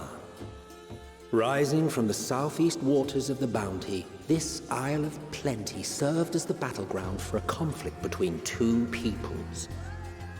Their cultures bled into one another until a unique amalgamation was distilled from the chaos, in a process not unlike their precious alchemy. Once solidified as a single nation, an adamant stance of neutrality would hold invaders at bay. For a time.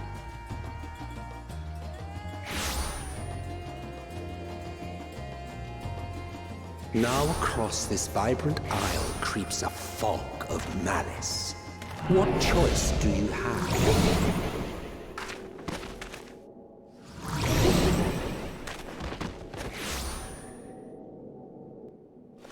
What chance?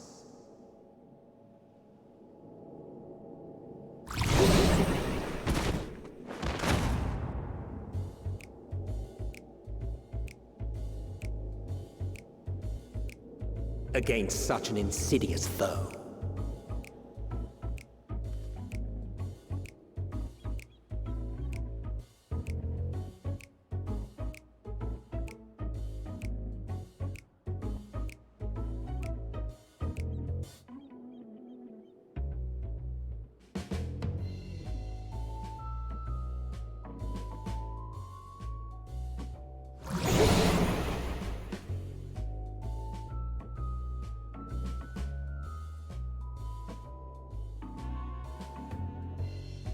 I've seen fairer faces after a bout of bad shellfish.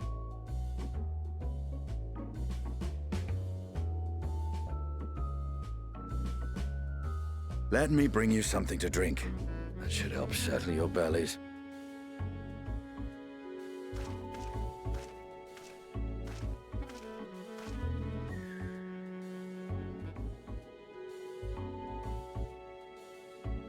There was a note with Kryle's instructions.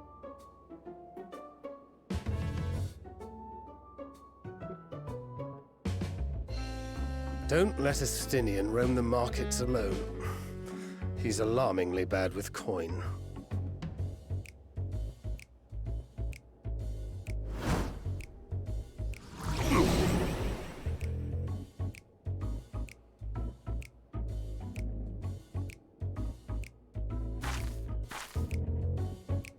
You can do it! Oh no! Will you be able to reach Justinian in time?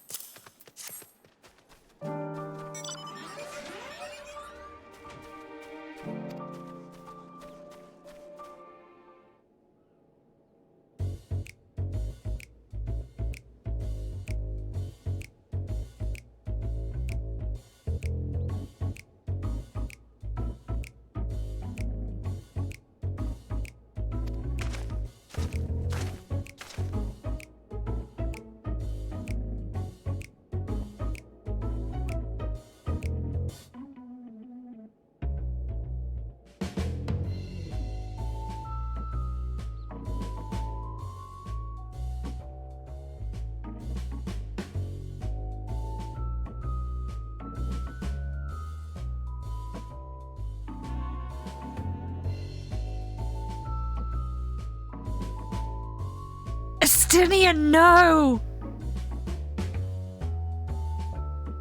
Estinian, no!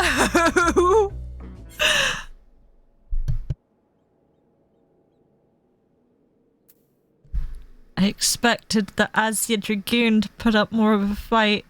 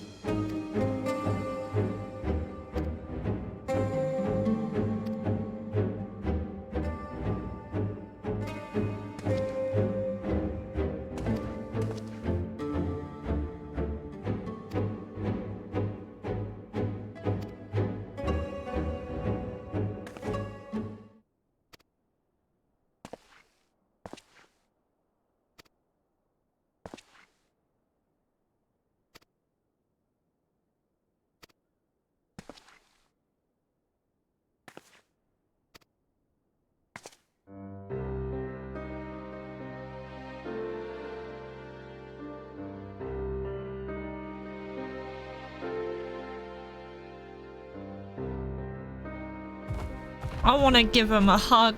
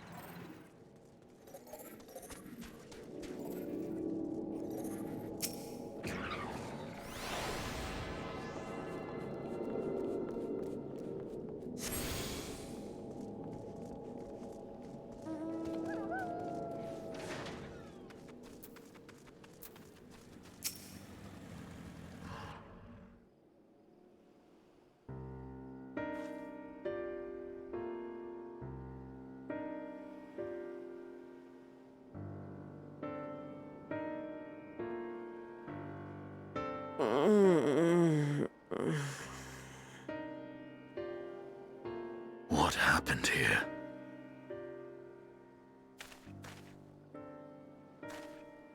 Their dress marks them as alchemists. I see no evidence of injury or poison. Thinkest thou they but slumber? I believe so. Whether it is by choice is another question entirely. Oh, we have guests. You must excuse the poor welcome. Long days and longer nights have taken their toll, as you can see.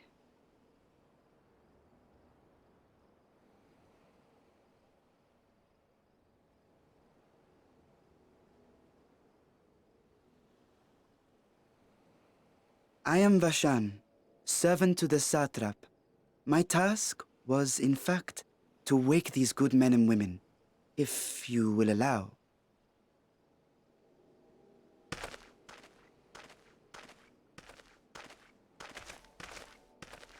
People of the great work, I come bearing new scales. Scales?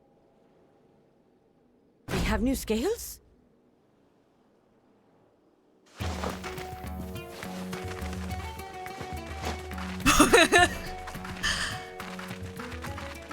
Yes, my friends. Gather round. I have them right here. I feel like Inazuma would hit me with a joke from this. Oh, happy day. Now I can continue my experiment. Many thanks. One for me. Those are dragon scales. Yes, such materials are vital to their most pressing research. And we are fortunate to have them. Our experiments are so close to bearing fruit.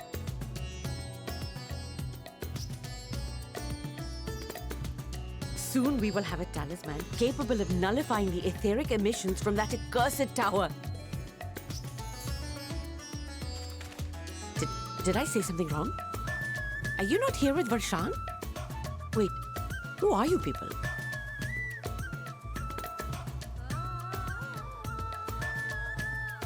Of course! You're the one Kryl sent. The warrior of light we've been waiting for. Ah, this is a day of celebration. Praise be to Cinderova! The winds have shifted. I feel it. The end to our toil is near.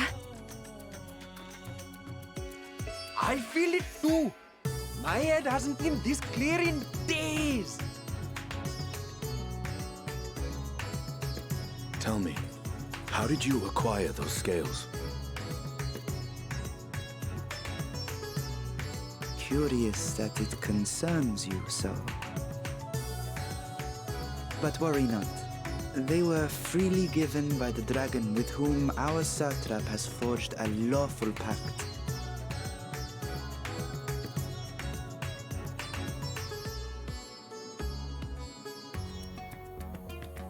That is well. You must be quite familiar with Dragonkin, yes? Is this their congealed blood I see on your weapon?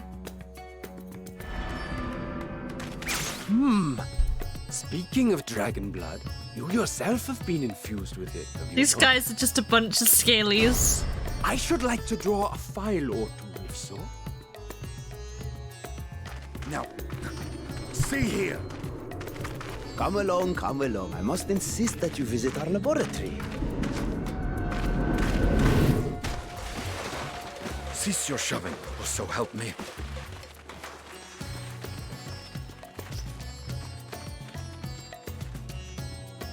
Oh dear, your poor companion.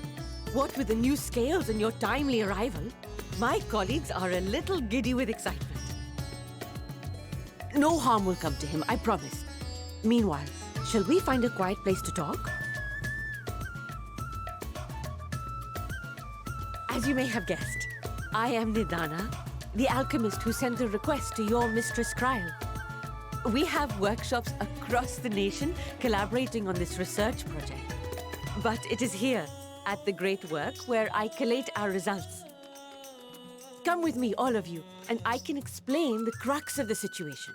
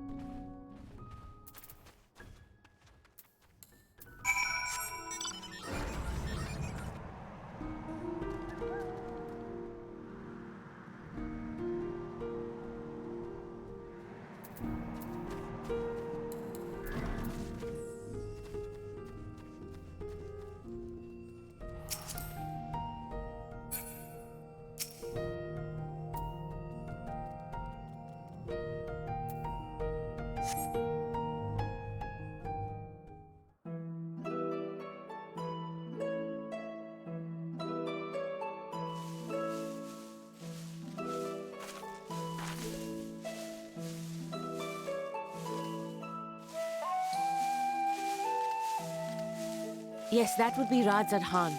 Hardly anyone has been allowed in or out since our troubles with the tower began.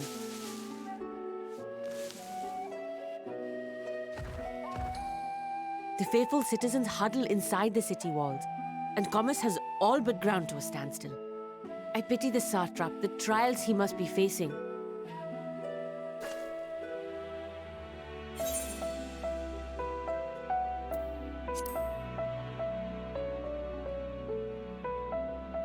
Well, he is the most important person in Radzad Khan. Long ago, this island was home to two tribes of Matanga, the Gajasura and the Arkasodra. When the Aura came to these shores, it was the Arkasodra with whom they joined forces. Together they defeated the warlike Gajasura, forcing them to flee Thavnair altogether. Peace and prosperity reigned for a time, until a clan of Hjord from the mainland decided they wanted the island for themselves.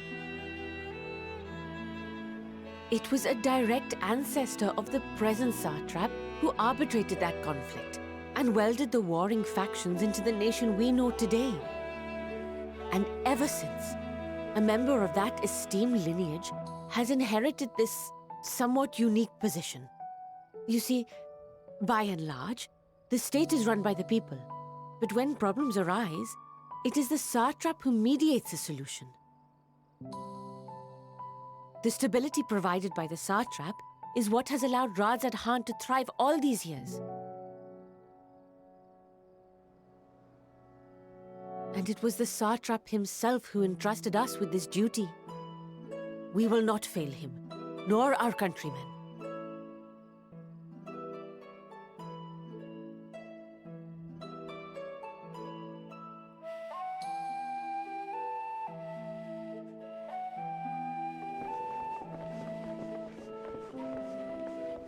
What is the delay with the vessel? I told you I need to adjust those ratios.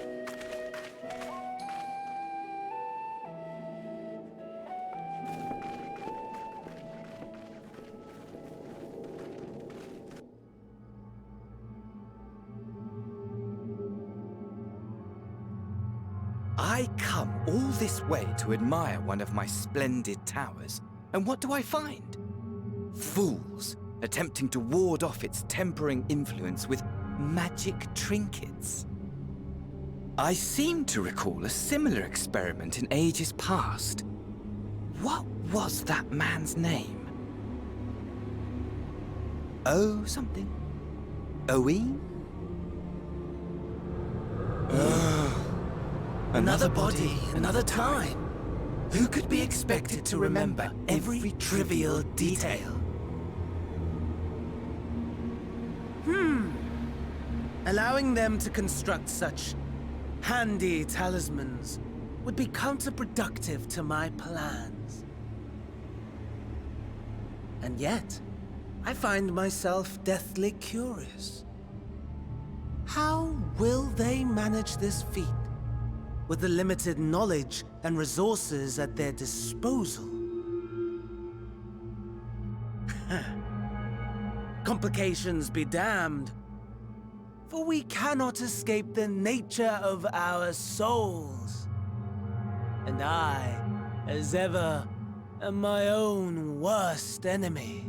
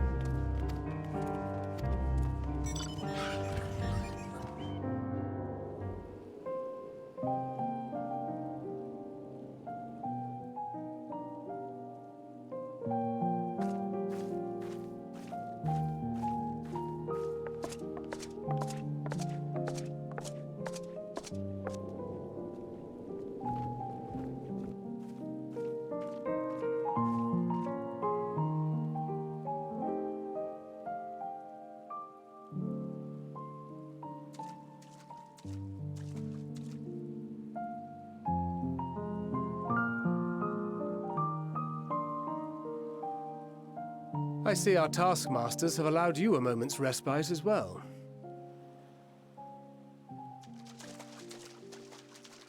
You have to hand it to these alchemists. They are determined to see this endeavor of theirs succeed. I've never been one for blind optimism, but I sincerely get the sense they're close to a breakthrough.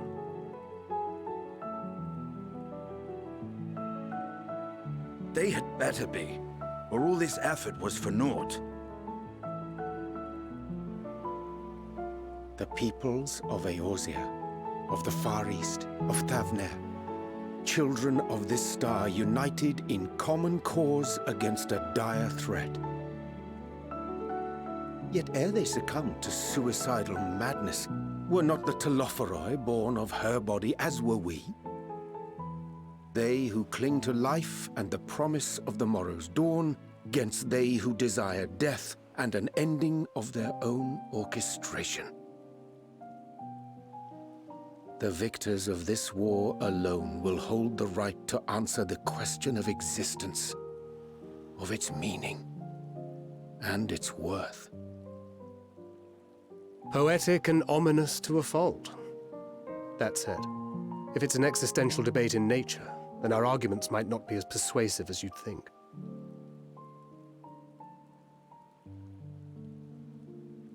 Fandaniel wants to die and take everyone with him in an orgy of pain and suffering. An utterly vile and unforgivable idea.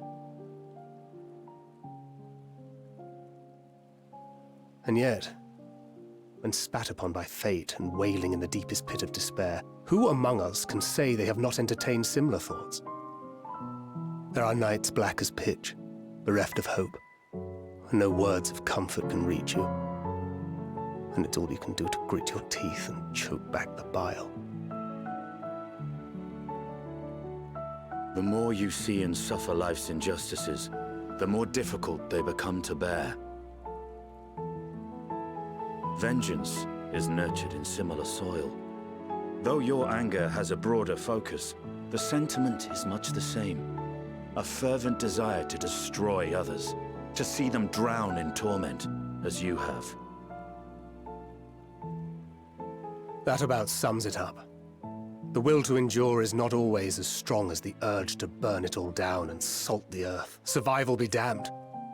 It's a struggle, often close and brutal. Indeed. Well, I, for one, shall pray survival proveth more appealing in the end. As will I. Besides, our chances are much improved when we've the company of others committed to the cause of life. Our vengeful dragoon here is proof of that.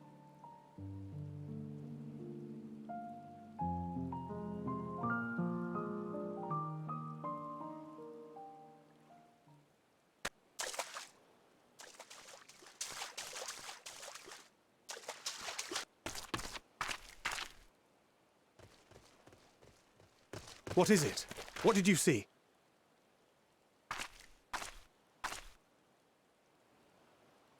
Fandaniel, are you sure?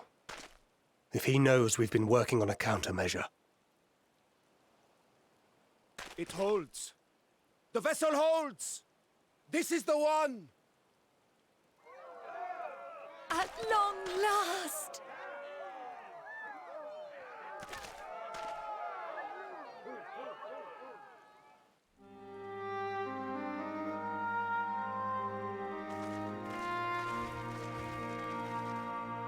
Look! We have finally created a talisman strong enough to withstand our experiments! We've named it a warding scale for the time being. With this in your possession, your soul should be completely shielded from corruptive ether. Afforded such protection, any one of us may approach the towers without fear. Thou hast mine admiration. 'Tis an invention of historical significance. I thank you for your kind words. But I would prefer you keep them unsaid until we test the talisman's efficacy in the field. It is for the next stage of our plan that we summoned you in the first place, to accompany me to the Tower of Zot. Should the scale prove effective, as I very much hope it will, then you'll have little to do. But should the effect be weaker than anticipated, I must ask that you restrain me, or knock me senseless.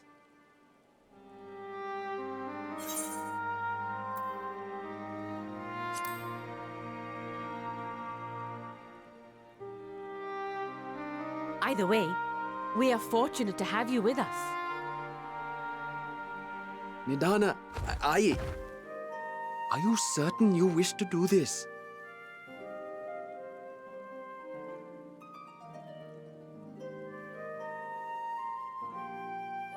If others are to trust our creations, then we must have faith in them first. And as the senior researcher, it falls to me to lead by example.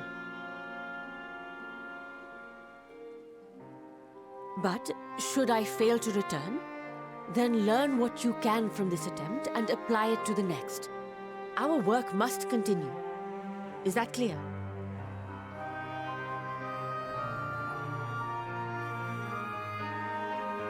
We'll keep an eye on the place while you're away. Assuming Fandaniel is lurking about, there's no telling what mischief he has in mind for us, or you. Be on your guard.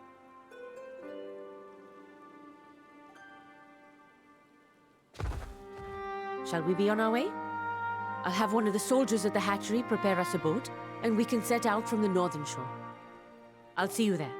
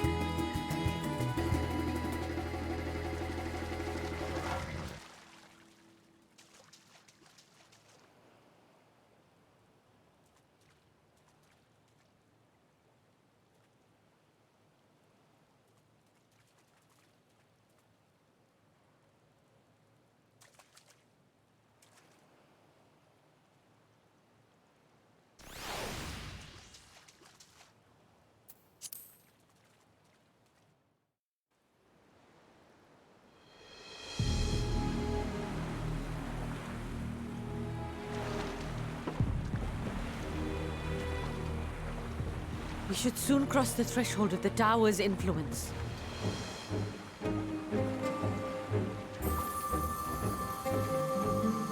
Any moment now.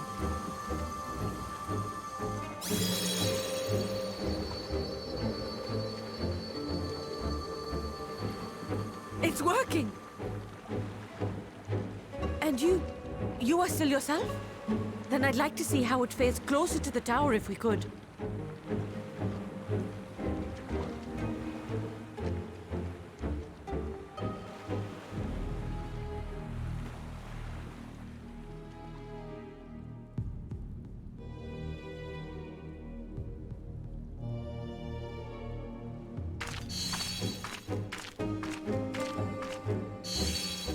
So far, so good. The Scales' protection appears to be holding.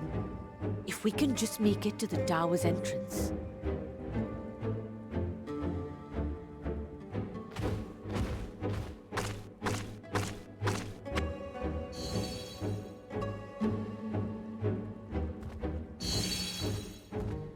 A few more steps.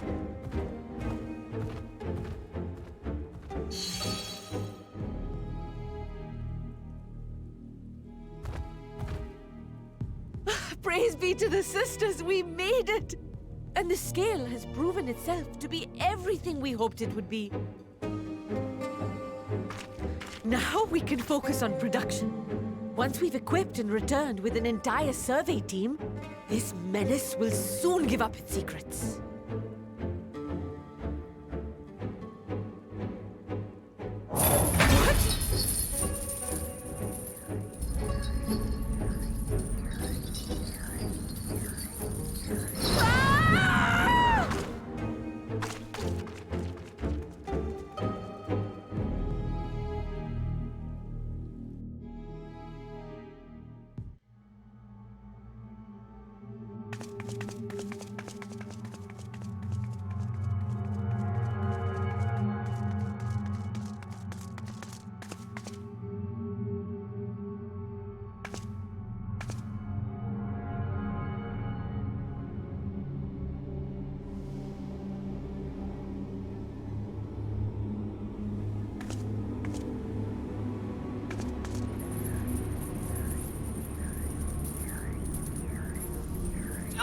Let me go!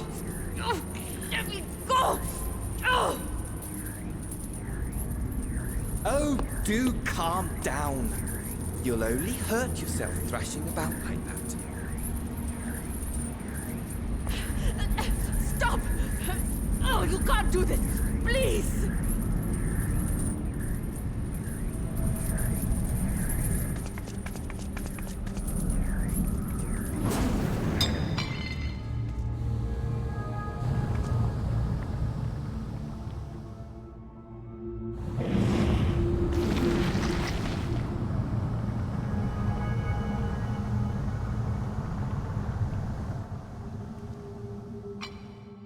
A little late for heroics, I'm afraid. The similarities are striking. My! Such hostility! Never before has my artistry so displeased. My patrons of old would have positively squealed in delight, though, between you and me, I find gushing praise exhausting.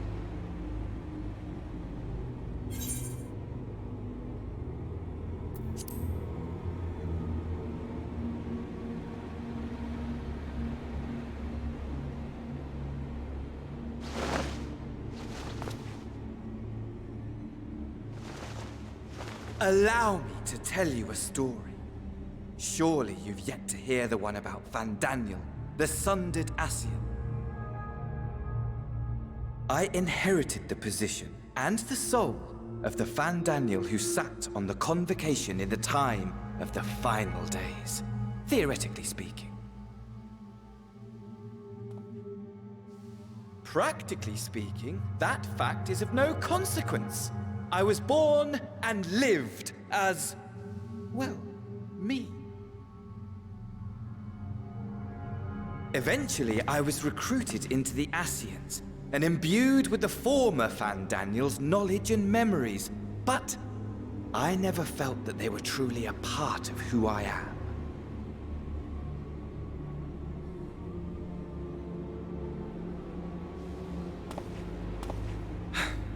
How to explain?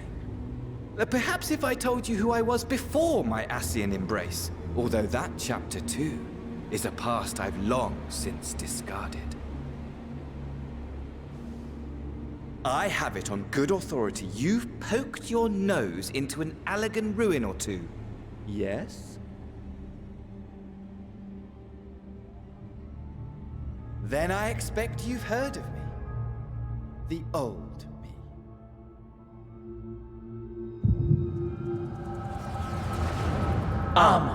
At your service.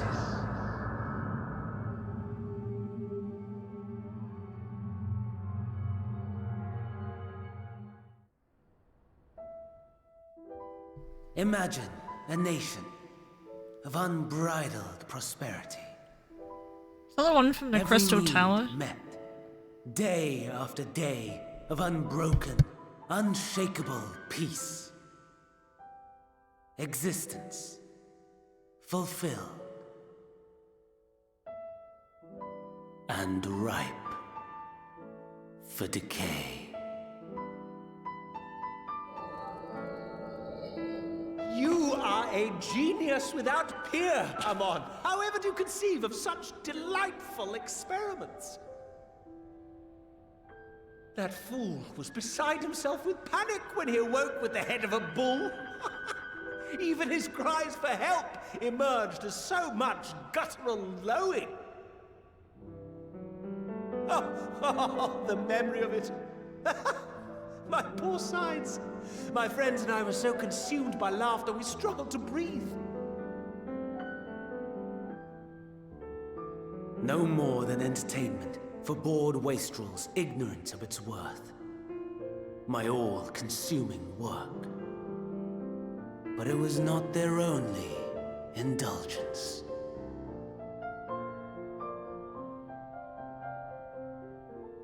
For they were ever hungry for stimulation, slaves to the slightest hint that amusement was afoot. Our nation was ailing, but I would see the poison purged. I resurrected a legend, our first and greatest emperor.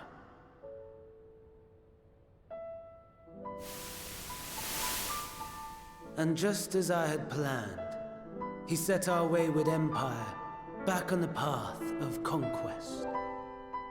An inexhaustible ambition carried us onwards, always onwards. It is the same guy. He who delivered to us such glory was not to be satisfied. Heed me, Amon. No matter how vast one's empire, or full one's treasure vault, all is rendered meaningless by death. In the end, all is lost.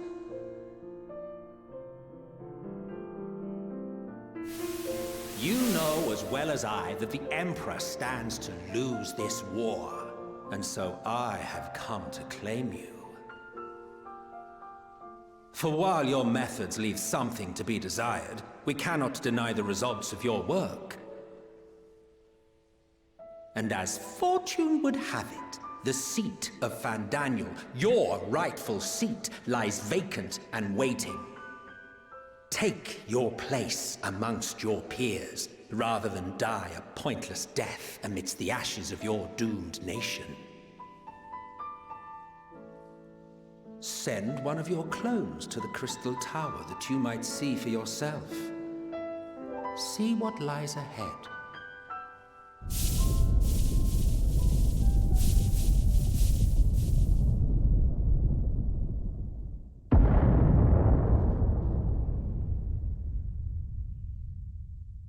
The fall of the Empire affirmed the truth, majestic and tragic, as the Emperor foresaw. Scheme as you like, build as you will, nothing endures. What is life but a brief jaunt ending in emptiness?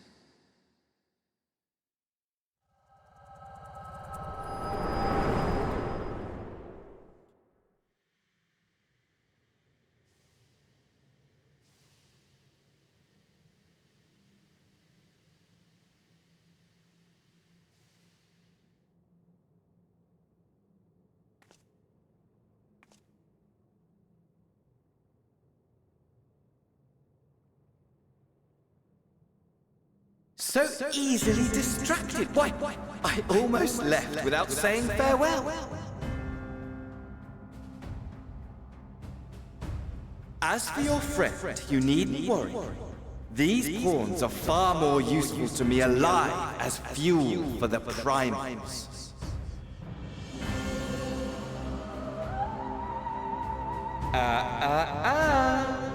If you attempt to pull them free, they will die. So, enjoy tackling that conundrum with your comrades. We shall meet again! Not in these mine spires, oh no, but somewhere more suitably grandiose. Your favorite playmate is ever so eager to see.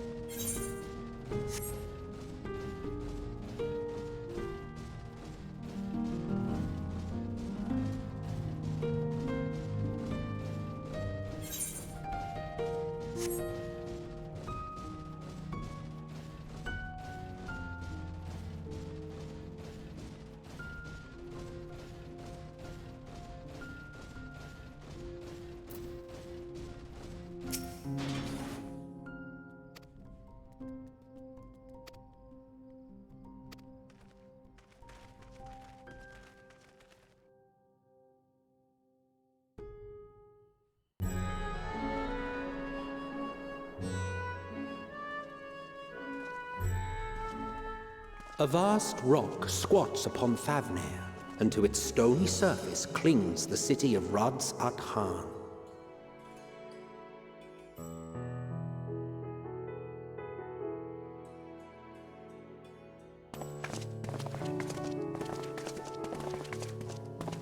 Ye who enter here are subject to the scrutiny of gods, the gate's most watchful eye. The orb which beholdeth the truth of all things.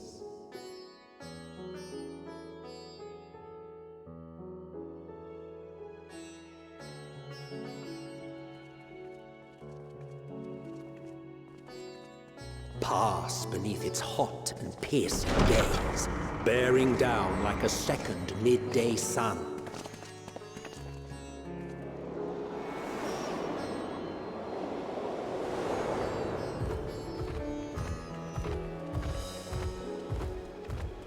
The fragrant haze, a mixture of sweet incense and acrid smoke. The cries of merchants mingled here with lively melodies accented by dancers' feet. Travelers seduced by vivid sound and colors were once swallowed up by patchwork streets.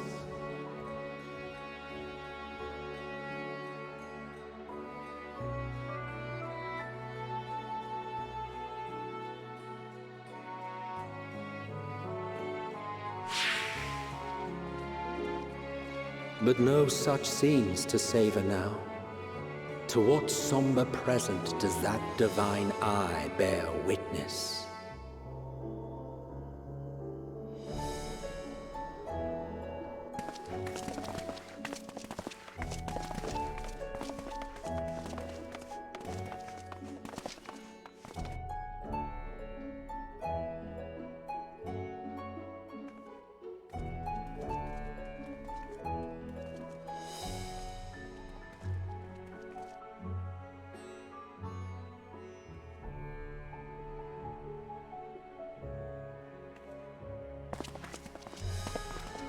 Here we are, Megadota.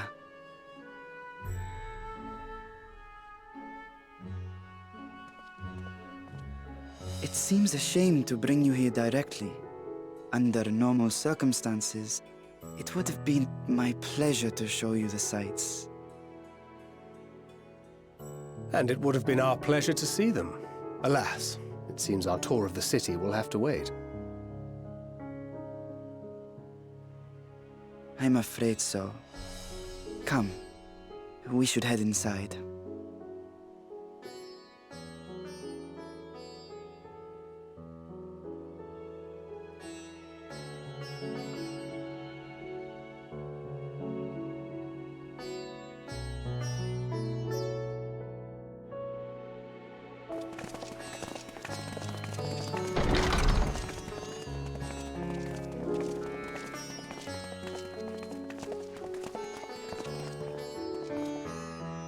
Your Excellency, may I present our honored visitors? Ah, splendid. Most splendid. Allow me to introduce myself. I am Ahawan, satrap of Radzatan. Our alchemists tell me your assistance was invaluable in the creation of the warding scale. Such deeds ought to be recognized in person. Thus did I have young Varshan convey you here forthwith. On behalf of my people, may I express to you our sincere gratitude.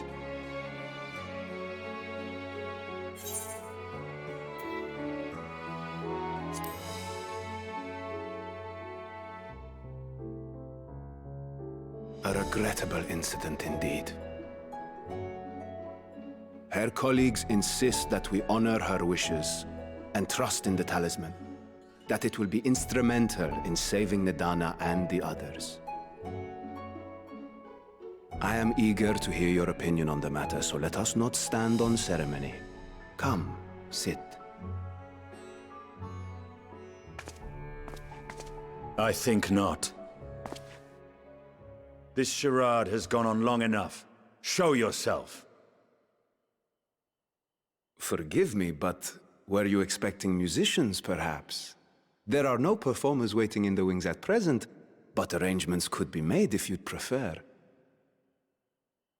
Nay, he hath the right of it. The time for artifice is past. Raise the curtain. As you wish.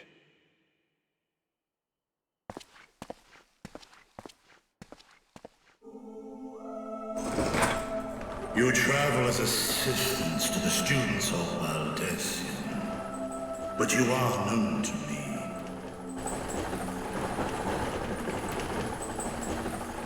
Even here have we heard of the scions of the Seventh Dawn.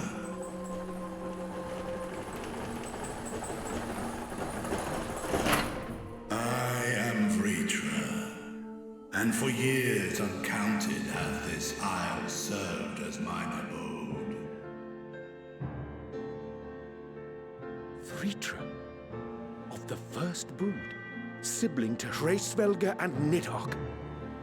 Aye, mine elder brothers, of Midgard's Sorma's spawn, I was last to hatch. Well, isn't this a surprise? We were told Radzatan had an alliance with the dragon. Not that a great worm sat in the satrap's own hall. A necessary subterfuge, as the true tale of our nation history illustrates most effectively. In the beginning, the rock upon which our city is built was home to Vitra, and Vitra alone. In time, the ancestors of the Matanga came to the island and established a foothold. But never did they dare disturb the worm's lair. Next to arrive with the Aura, adopting the example of their Akasodra allies, they too treated Vitra with reverence and respect. And for many years, an understanding between our forefathers and the Great Worm endured. Until marauding heroes from the mainland came, threatening to shatter our peace and tranquility. when it seemed all would be drowned in blood, Vitra himself came forth and quelled the rising conflict. A peaceful accord was reached, and oaths sworn in Vitra's name.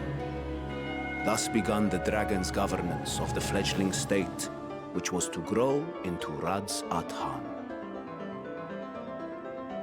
But if Vitra is still here, then your position as Satrap is just...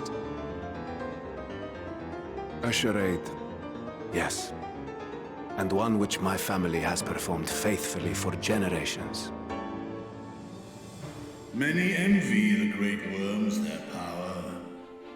Were it known that I ruled here, then the fires of war would burn without end. I would not be the flame which consumeth my people. Those few who join me in laying our country's foundations were, perforce, sworn to secrecy. Your eye. It was taken.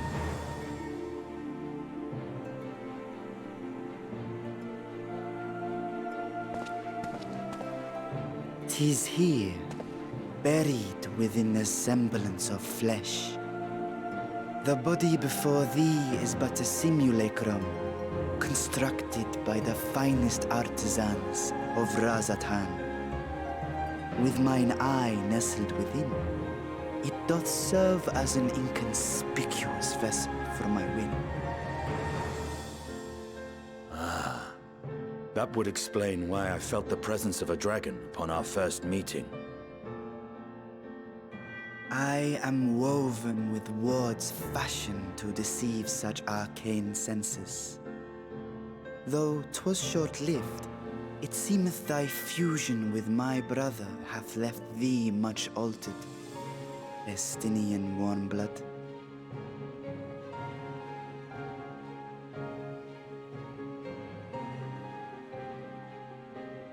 From the very first, we sensed the nature of one another, yet did neither one of us bare his fangs. That is all I need know of thee for now.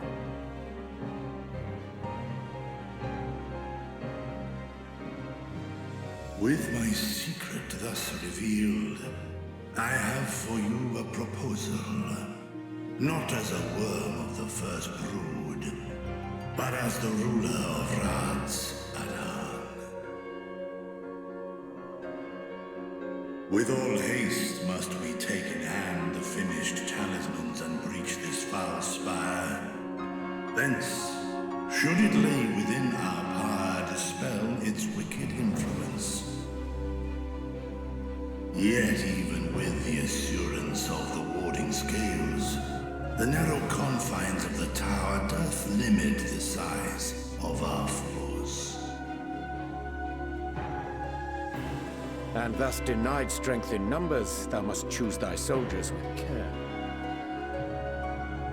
Just so. Yet though our radiant host is formidable, I see a surer path before me.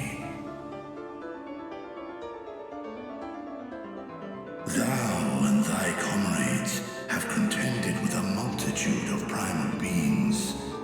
Most recently, thou didst cast down false gods in Pagalthan and Cartanau, I am told. 'Tis upon that strength I would call. The Scions have proven themselves the most capable, and I ask that you serve as the tip of our spear. Talismans would, of course, be provided for each of thy companions. And should you agree to this undertaking, more will be provided to make use of as you see fit. There's no denying it's a dangerous proposition, but the rewards may far outweigh the risk. Just think of what we might accomplish if we could equip all our allies with warding scales. I worry, however, that even the four of us may be too few for what you have in mind. Might we regroup with our friends first to discuss the matter? 'Tis no trifling task that I have laid before you. Go. Steel your hearts and hone your plans. Such time as you require shall be spent in crafting your protective charms. It seems a quick trip back to Sharlayan is in order.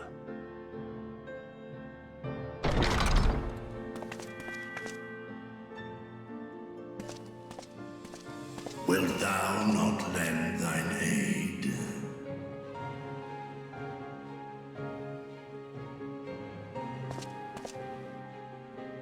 Whether your request be made as a great worm or the ruler of Rads at Han, I see no reason to refuse, nor will I.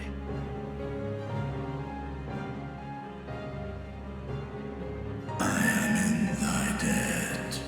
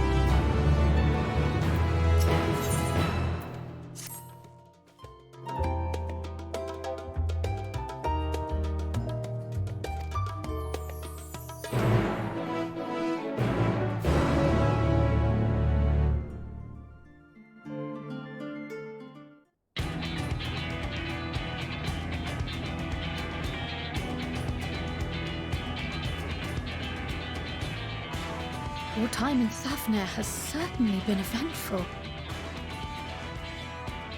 In my opinion, carrying out Vitra's request and assaulting the Tower of Zot should be our highest priority. I agree. While I still have questions concerning the Forum and their grand undertaking, we have all but exhausted our avenues of investigation. Simply pressing them any harder on the subject will almost certainly result in our expulsion. Therefore, I suggest we explore the ethereal sea connection by way of a letter to Master Matoya, then make our way to Thavnair. I wonder, even with the protection these talismans afford us, what can we hope to achieve once inside the tower? According to Orenvold and Frodola's report, they were unable to free the Emulger. Worse, their attempts triggered the tower's defenses, which led to a summoning of Luna Ifrit. What does it tell us that the Spires even have such defenses? Simply pulling a prisoner from the wall is fatal. Thus, the direct approach is doomed to failure from the outset. Any further measures to dissuade such actions seem unnecessary. Unless, of course, there is a way to free the prisoners without killing them. Then it stands to reason that any intruders will be met with overwhelming force. The towers appeared throughout the world in but the twinkling of an eye. 'Twas by magical means these structures were raised, I surmise. A spire thus conjured must needs be maintained, and I suspect an arcane catalyst, some manner of core, doth lie hidden within. Destroy the core, and the tower ceaseth to be, thus liberating the captives without harm. So we can hope, and I would prefer to enter the tower with a working theory than with no plan at all. Assuming Ishtola's reasoning is correct, the chances of the defenses remaining dormant are small to none. Any primals will have to be dealt with, and defeating one will likely only lead to the summoning of another. Our every victory will only compound the prisoner's suffering. May we not then divide our forces? Those proficient in healing will focus on sustaining the captives.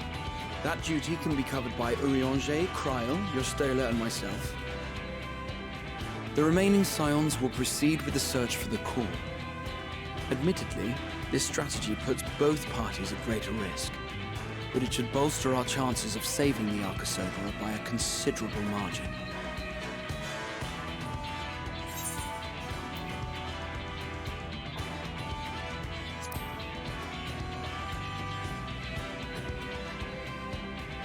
That she does.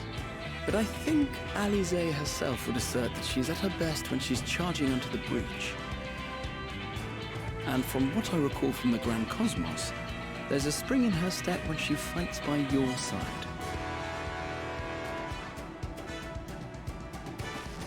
Ye gods, will you never let me hear the end of that? Rest assured that I will do what is asked of me, regardless of who I happen to be standing next to at any given time.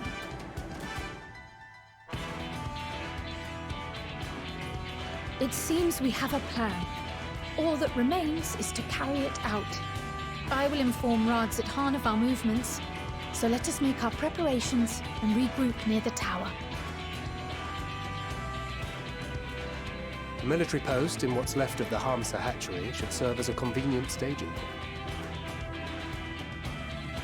That sounds perfect. And remember, the experimental aetheryte at the confluence is there for those who need it, so there's no excuse for being late.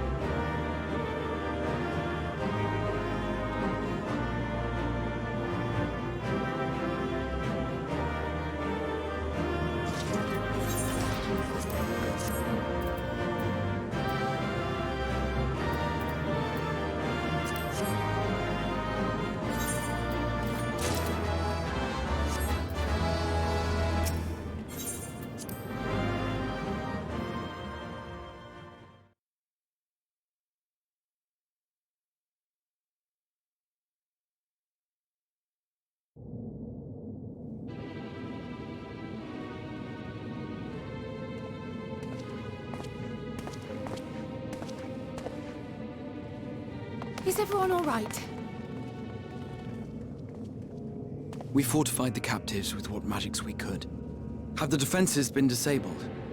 All appears quiet for the moment.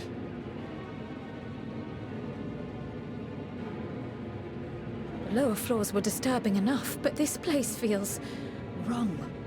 The ether is heavy and thick, like wading through a quagmire.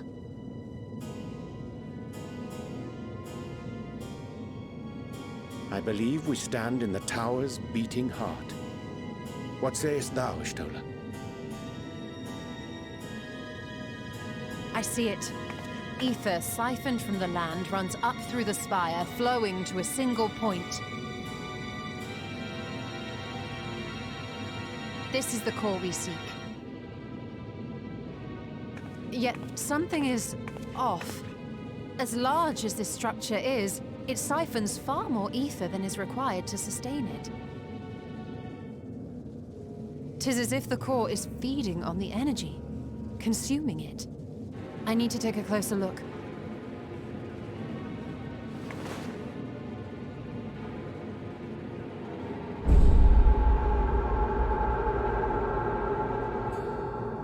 Curious. There is something there embedded inside the core.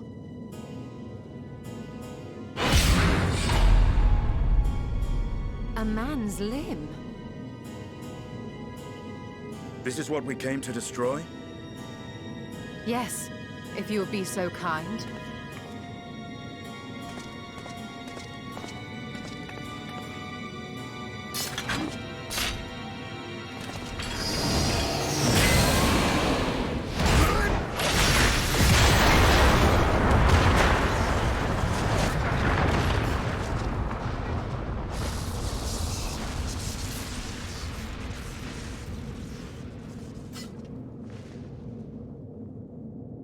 And that should be the end of it.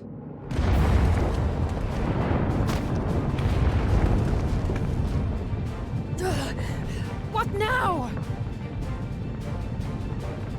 My theory that the tower might come crashing down following the core's destruction doth appear to be correct. Bully for you! And how are we supposed to survive the fall?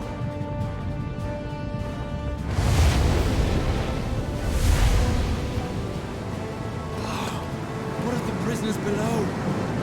The floor beneath our very feet dissolves. Brace yourselves!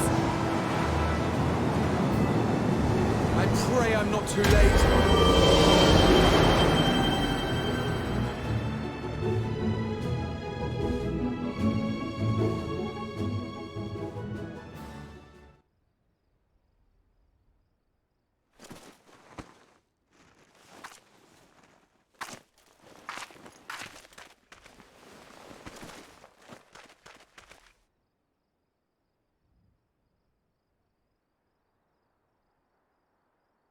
Oh, what happened? Where are we?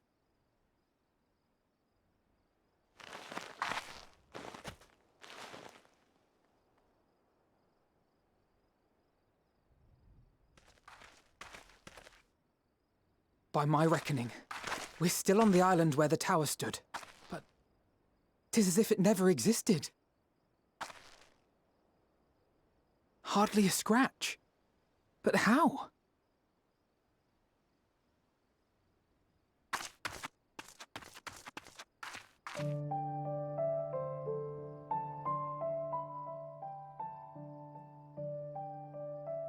Graha wove a levitation spell at the last moment. Large enough to catch everyone, it would seem.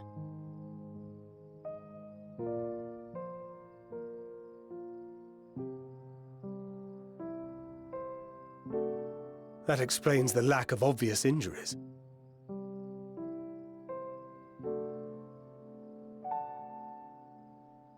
The expenditure of so much ether has taken its toll. He will need plenty of rest, but should otherwise be none the worse for wear.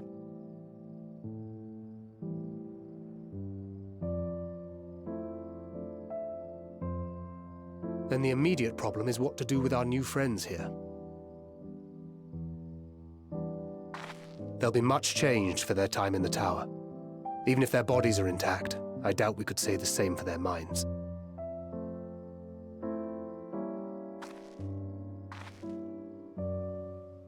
Angelo and I will take care of that. I have every faith in you, Alize, but there are just too many for you to treat alone.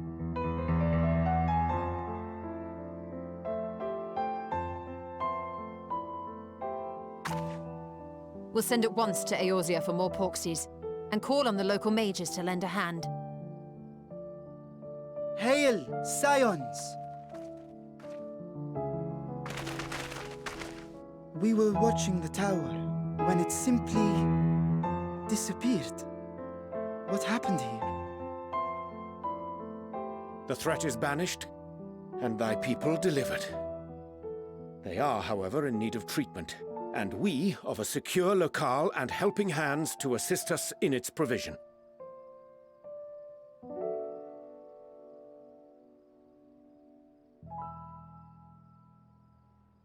You shall have all this and more. Come, let us convey these unfortunate souls to the city.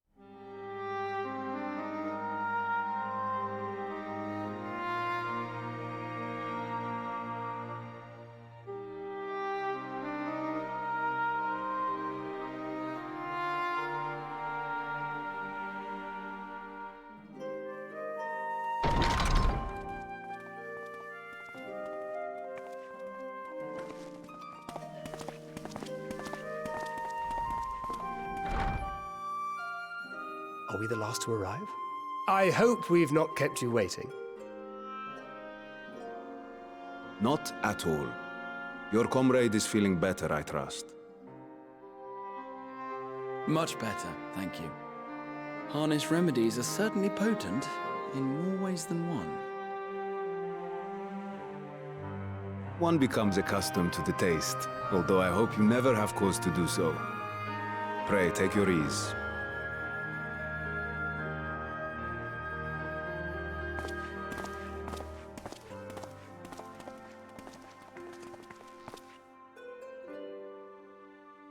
Full glad I am to see you all unharmed.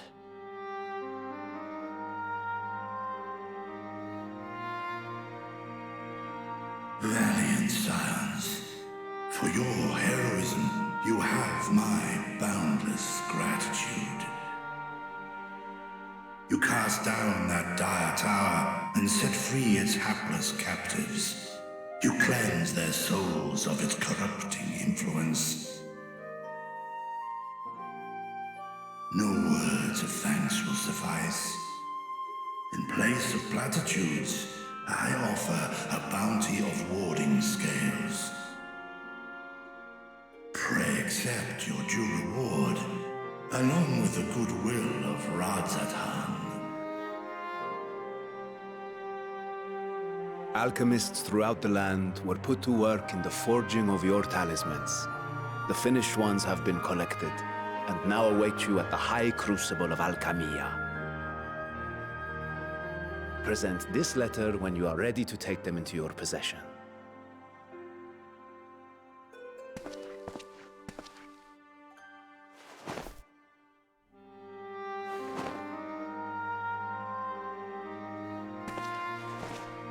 We are humbled by your generosity. Know that the inventive wisdom of Radzatan will be vital in restoring serenity to our star. Every single one of those scales came from you, didn't they? You must still be in such pain.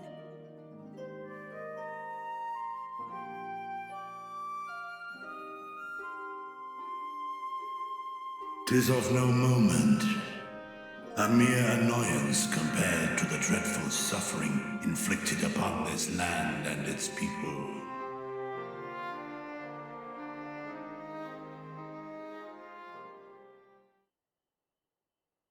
Albeit brief, my involvement in the Dragonsong War afforded me a glimpse of the myriad sorrows which consumed both dragon and man. Though you were half a world away, such tragedies as befell your kin must have affected you deeply.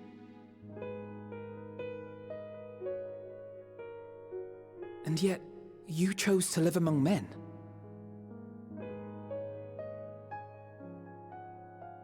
In the age when that conflict first bloomed, my choice had already been made. In some distant place, man slew dragon, and dragon slaughtered man. Yet no hate could I muster for those smiling faces which did look to me for guidance. Not even my brother's righteous rage could rally me to his cause. I huddled here, secret and still, hoping against hope that which I had built would remain untouched by the chaos and carnage.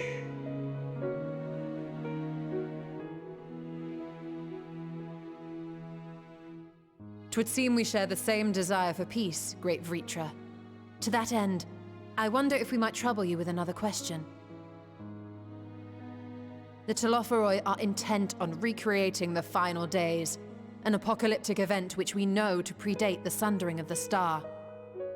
As the longest lived among us, know you aught of this terrible cataclysm?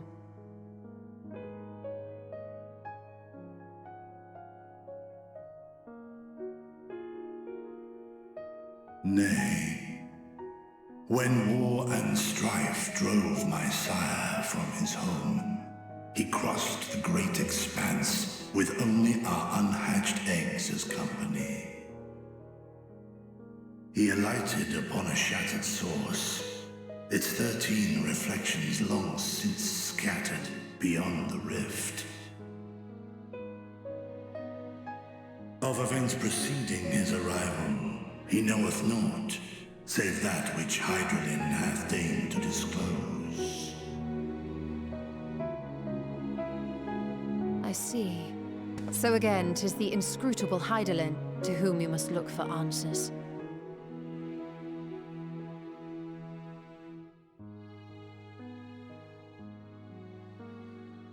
Seek you to divine the will of this star? If so, I have a tale which may afford you some small comfort.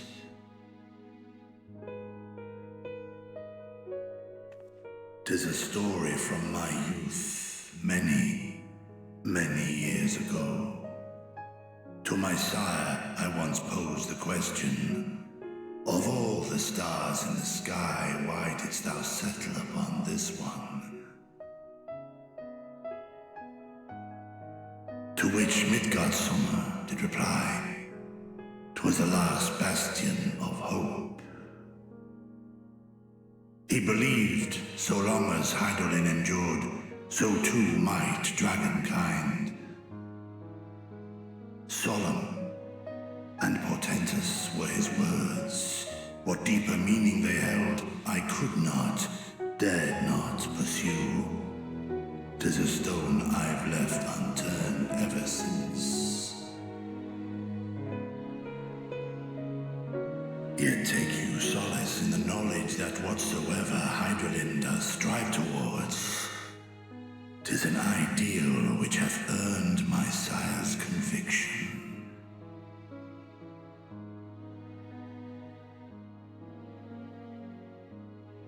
Thank you, Vritra.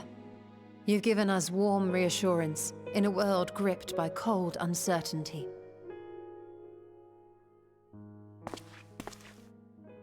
While I'm sure we all have a great many questions, I think it's time we collect the talismans and be on our way. Our fight against the Talophoroi is far from finished.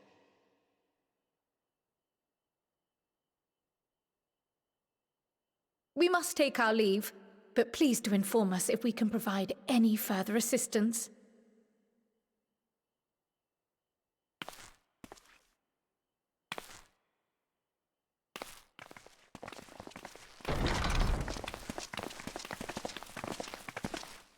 Prithee, a moment.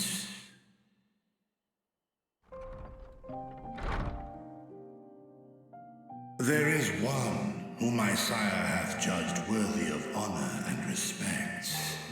The one known to men as Eorzea's champion. This hero of renown and rumor, 'tis thee.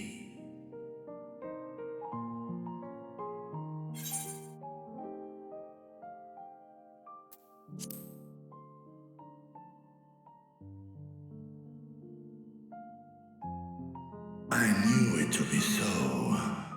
From man and dragon alike have I learned of thine exploits. 'Twas a revelation most pleasing that thou, a child of man, had gained Midgardsummer's trust. But alongside mine elation runneth a rivulet of dread. For upon thy life's reel wind too many threads of fate, power, wheel enmeshed with woe. Amidst this tangled knot thou shalt know no rest. 'Tis an endless confluence of forces, a struggle without surcease. More terrible still is the attrition wrought upon thy companions, as they are swept up in the storm of thine existence.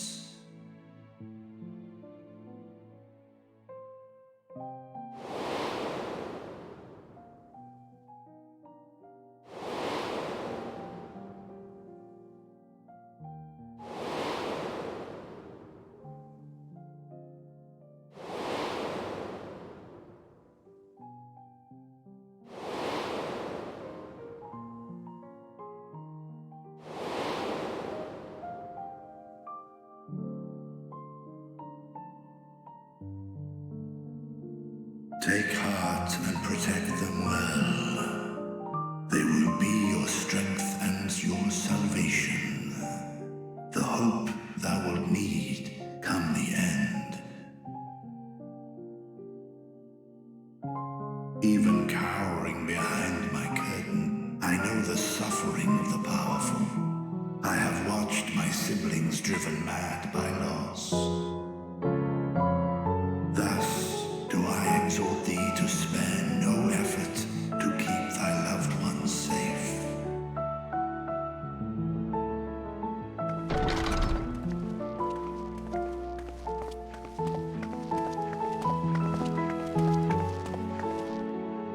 Apologies. We hadn't meant to interrupt. It's just that we do have a history of suddenly collapsing, and when you didn't follow us out... 'Tis I who must apologize. I have detained your champion overlong with idle chatter.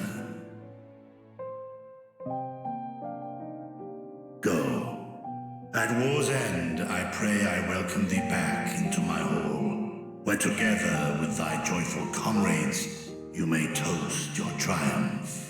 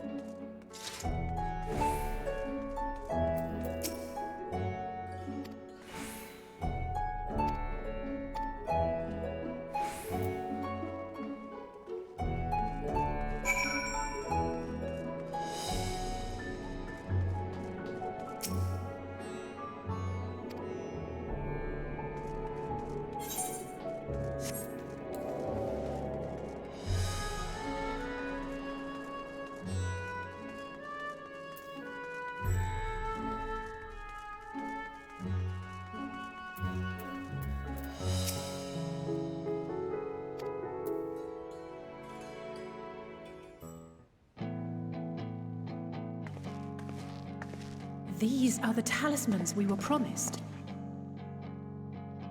Yes, and I made a quick count. There are far more than we could have hoped for.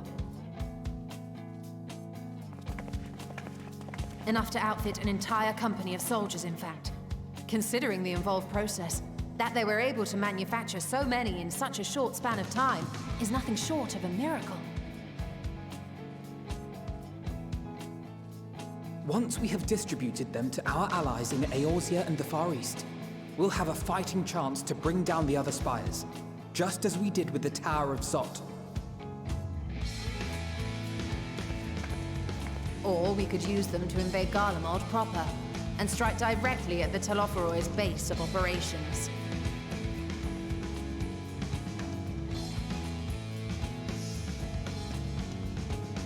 Of course, we would need to consult with various Alliance leaders before such a drastic measure could even be contemplated. To which end, I could set out forthwith and present the idea to each of our allies in person. Pray allow me to undertake some few of those journeys. I find myself restless and in need of purposeful duties. I can head eastward. Bosnia and Dalmasca are just a short hop from here. And Doma's shinobi network should come in handy for passing on the word. We shall share the burden then. Meanwhile, I think it best that you and the others take the talismans back to the Valdesian Annex. We must keep them safe and secure until we've decided upon a course of action.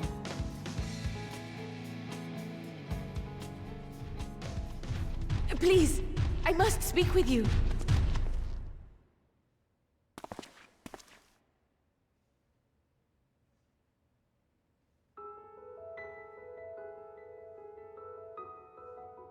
Nidana, you're awake. Yes. When I spoke with the carer at my bedside, she told me that one of the scions, a young woman, had cleansed me of the tower's corruption. It seems I'd been asleep ever since the treatment. But when I awoke and learned you were all still here, I knew I had to come.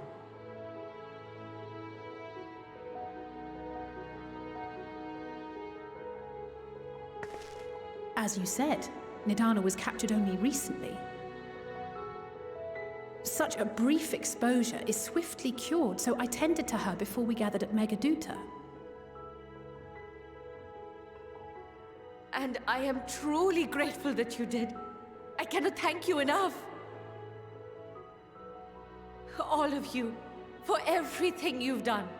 Destroying the tower, rescuing our people. You've saved Thavnair from an awful fate.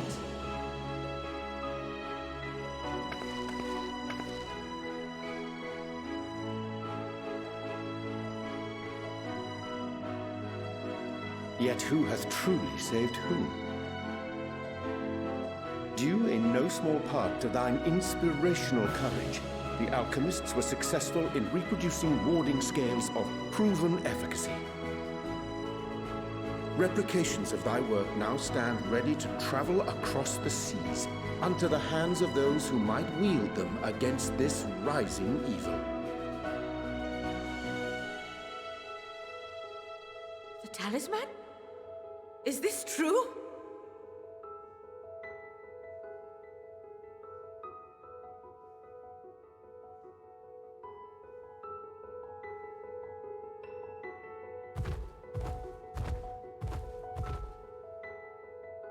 Oh, I was so groggy from sleep. I didn't even think to ask. Oh, our great work sent across the seas. It was worth it. Oh, it was all worth it.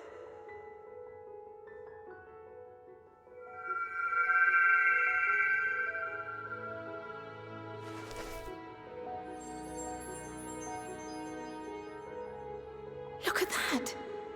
Its color is completely changed.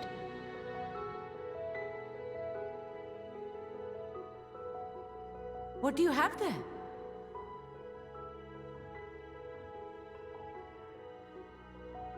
How unusual.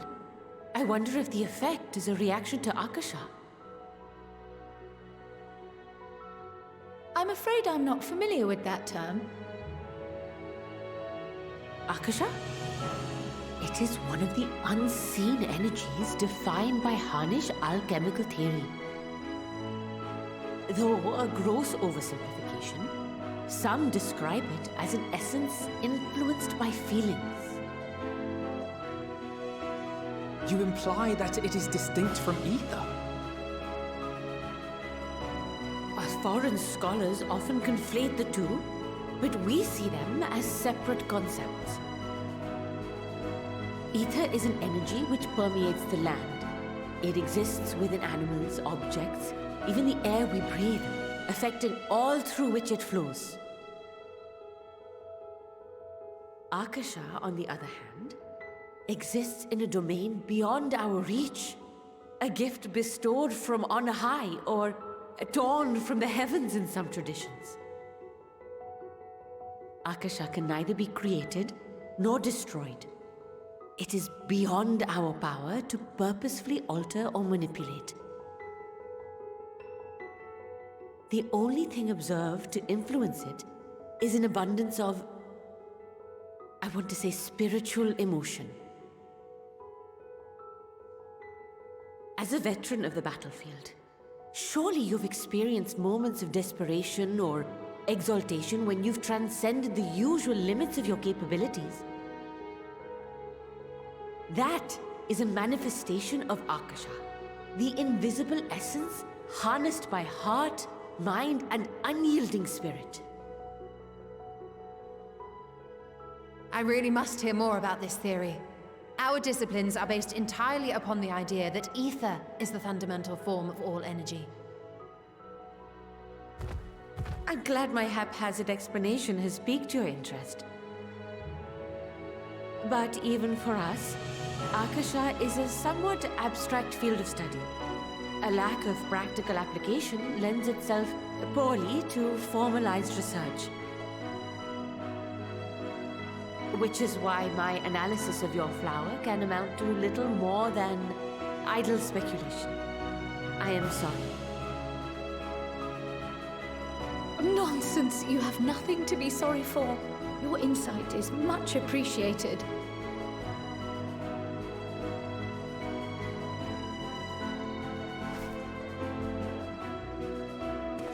Shall we depart for Sharlayan then?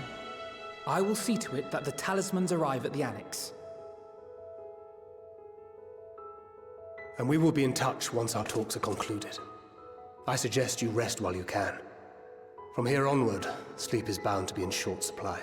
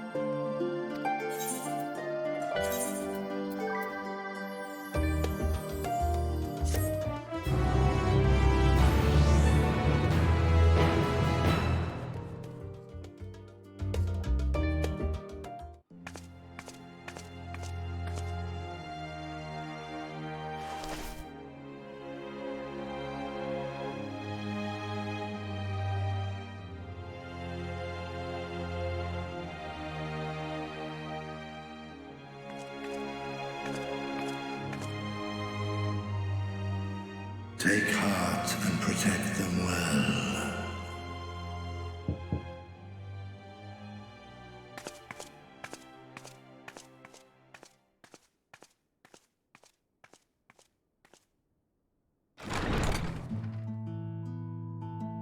Good, you're here.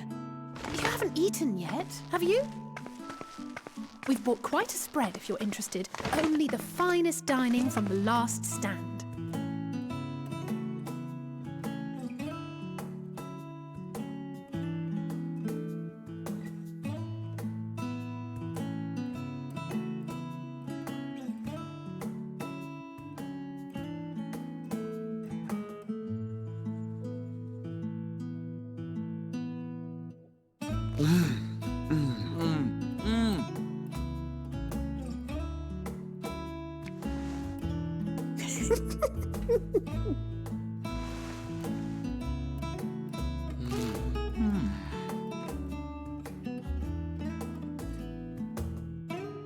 Lest you wonder, we invited Estinian as well. But he refused with a rather grim-faced, "No, thank you." I suspect Sharlayan cuisine is not to his liking. Oh, I don't know about that. Perhaps our lone wolf just needed some time apart. What? To perfect his brooding stare? Next time, I'll drag him out by the ear, sit him down in front of a Sharlayan feast, and see that he eats every last bite. An excellent idea. Of all people, warriors must take proper meals and rest if they are to maintain a healthy constitution. Poor Estinian, beset on all sides.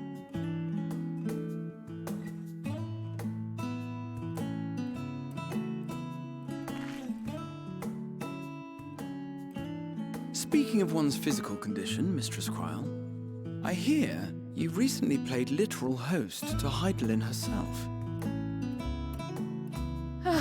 And what an experience that was. Tiring, yes, but no lasting harm done. If anything, I should have liked to speak with her longer. I've not felt a hint of her presence since. Heidelin instructed you to carry that flower, yes?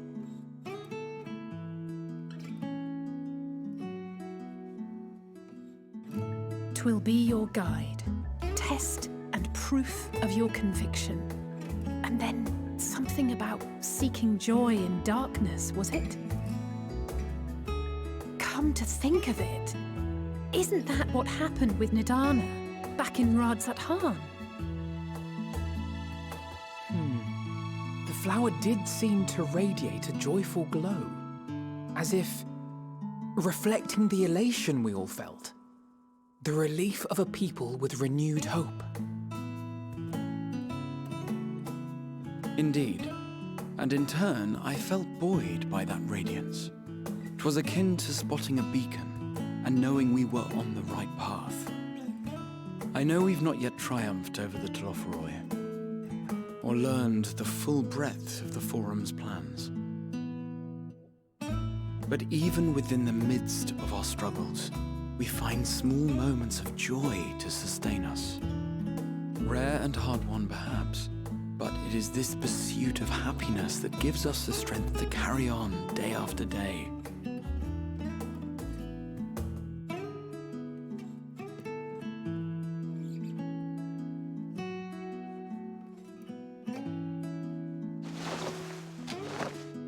Hey, that's mine. To the swift the spoils. Though I recall that levitation spell of yours was quick enough. Only barely. And even at my best, I'm still too slow to wield it effectively in battle. Mayhap I simply require more practice with this new magic. You unearthed it from the depths of Numenon, I presume? Aye, and from a veritable mountain of arcane tomes at that.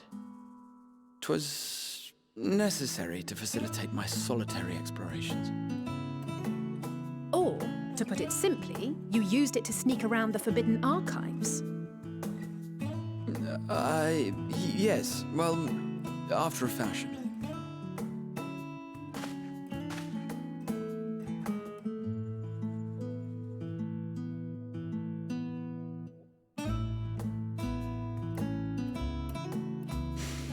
They're tall, you see. The shelves, they're too tall for me. And I could hardly move the library's platforms without attracting attention now, could I? Oh.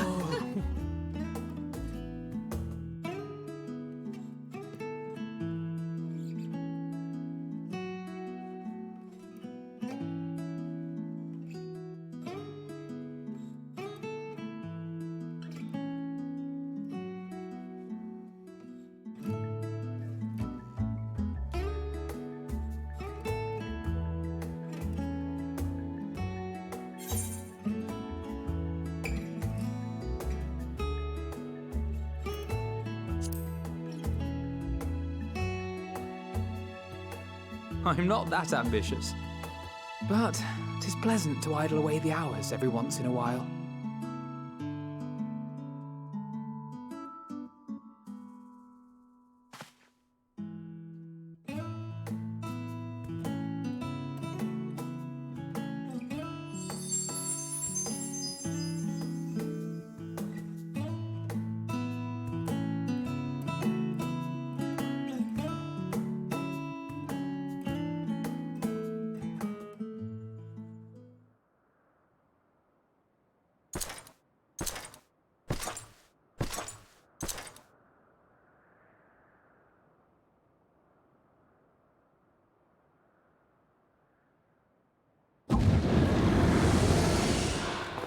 Ah!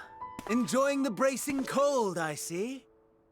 Do you not own a warm coat or a cloak? Something in fur? Or fashioned from the skins of your enemies? Or... well, never mind that. I come to you once more as the bearer of bad news. Our tower in Thavnair has been toppled, and I need not tell you by whom. Given how many we have at our disposal, the loss of a single spire is hardly fatal to our plans. It does, however, slow the rate at which we siphon ether. If they continue to preoccupy themselves with the towers, then all will be well. But should our foe prove bold enough to strike at us here, then the timing becomes questionable.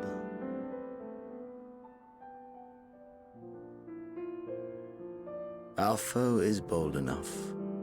Of that, I can assure you.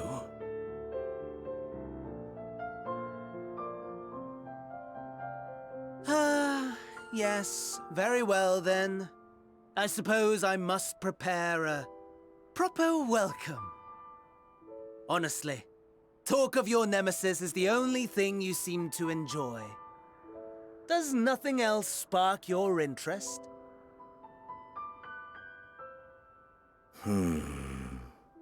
No. All else is... equal. Equally tedious. Equally disappointing.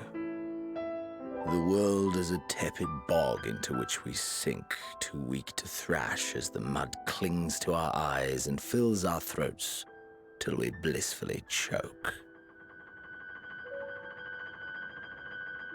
But then came the light, blinding and pure and hot, so very hot, enough to set my soul aflame.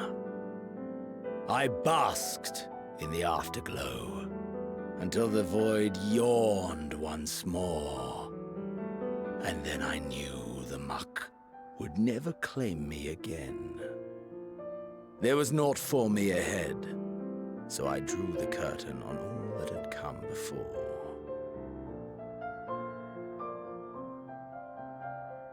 Burn, burn, let the whole star burn. I will have my contest. I will reclaim my moment.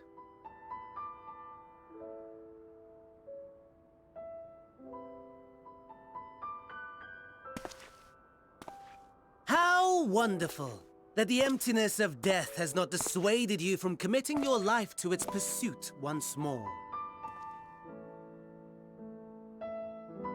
I don't know whether to envy you or pity you.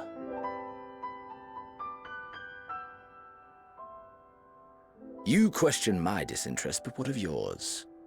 Despite your noisome antics, I sense you take little pleasure in this endeavor. Mercy, my lord. Such pointed barbs from one who barely acknowledges my existence. Nevertheless, you are mistaken. For I do find this part somewhat enjoyable. You see, when I was mortal, I would always have the same dream. It was a fragmented thing. Disjointed. All the faces incomplete.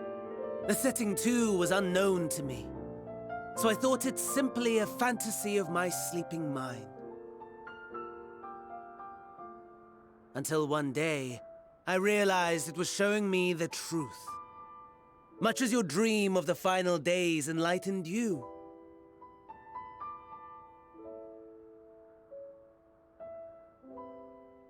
And soon, very soon, the rest of the world will see the truth of my dream, too. Yes, I think that is something we can both enjoy.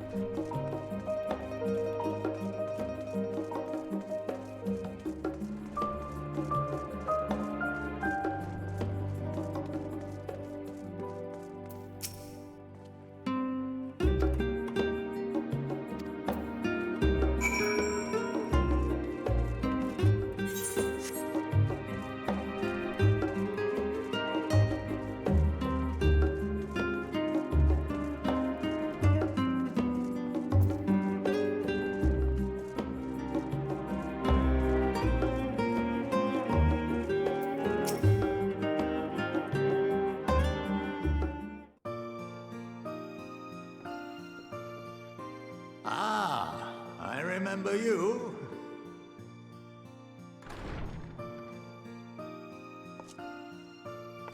I pray we have not caught you at an inopportune moment. We wanted to offer our thanks for your kind words in the forum.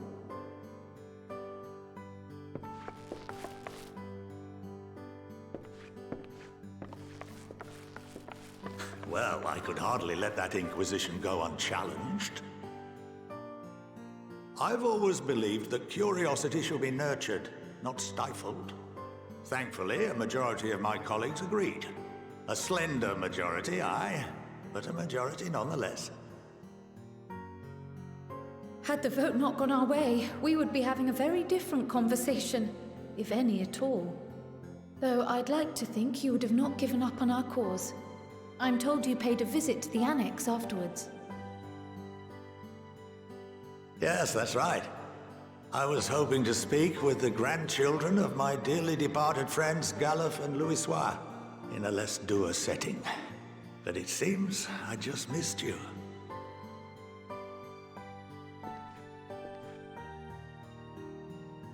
I still can't believe how much you've grown. If only your grandsires could have seen the way you presented yourselves to the Forum.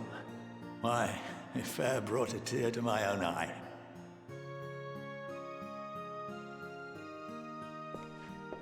You must have the patience of a saint, putting up with this lot and their antics. Never mind Matoya's prize student. Luckily, I know a thing or two about managing unruly younglings. If you ever need advice, don't hesitate to ask.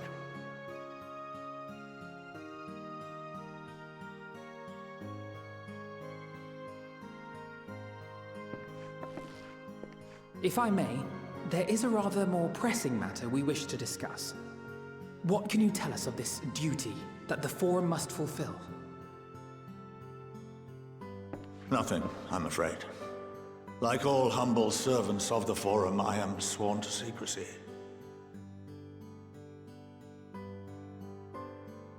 Or rather, I couldn't tell you if I tried. Our duty is of the gravest importance. Furthermore, if the particulars were made public, it would incite widespread panic. As such, those entrusted with this duty have been bound by an enchantment, which prevents us from speaking of such matters without the express permission of the Forum. How is that even possible? It's been some time since I last gave a lecture. Please, take a seat.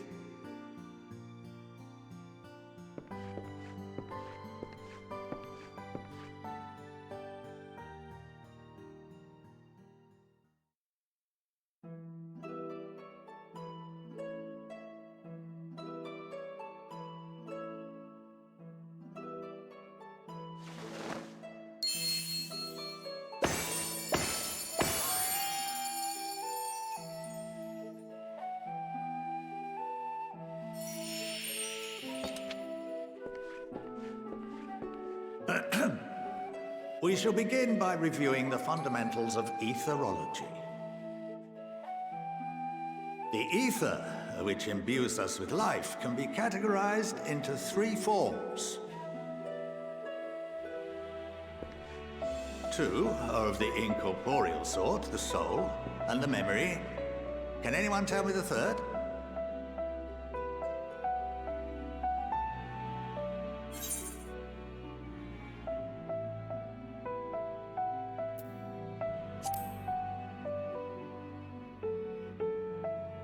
Yes, very good. This is the form with which the layman is most familiar. Consumed by even the simplest of daily activities, and replenished by the food and drink that sustain us, this form of ether is in constant flux. In contrast, the ether that comprises the soul is rarely subject to dramatic change. The same can be said for memory, as the two are intrinsically linked.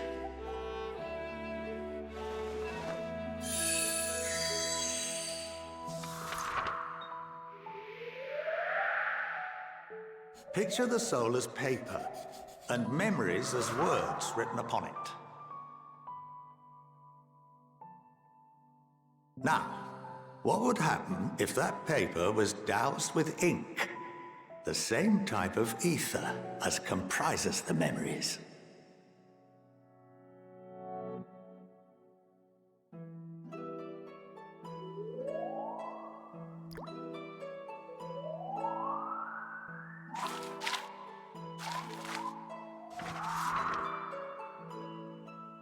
It would blot out everything that was written. Precisely. We would be unable to recall the memories, and any activities that depend upon them would be hindered as well.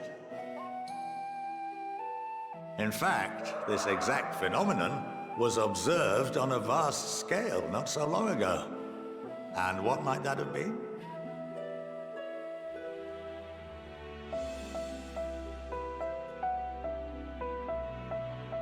The seventh Umbral Calamity. The people of Eorzea vividly recall Bahamut breaking free of the Lesser Moon and raining hellfire down upon the realm. But no one could seem to remember the events that followed immediately afterwards. Indeed. To this day, we have yet to determine whether it was an unintended consequence or a deliberate act. The enchantment which binds me and the rest of the Forum is based on a similar principle. And yes, it is a contravention of the Sharlayan prohibition against the practice of memory manipulation. Only when a new member is inducted and told of our great duty are they subjected to the process. A necessary evil. You have my word that it would never be used to manipulate the populace? I should hope not. But can this enchantment be dispelled and your memories restored? If 9/10 of our members give their approval, then the process may be reversed. Then, and only then, would we be able to speak freely to others of our sacred duty. Barring that, we must wait until we return to the ethereal sea.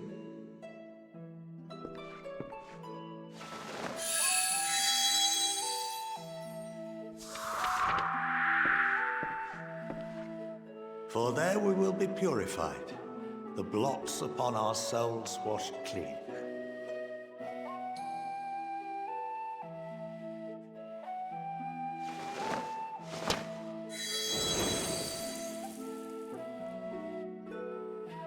And our memories drift apart and dissolve.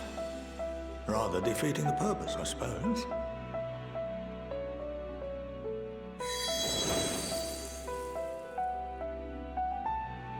But there are those memories that are indelibly etched upon our souls, some believe.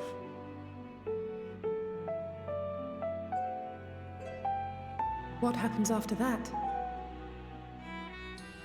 We are reduced to pure ether, coalesce with that of others, and create souls anew. Alternative schools of thought assert souls remain whole and return to the corporeal world, reborn into another form. Both theories have their proponents. Personally, I consider each equally probable.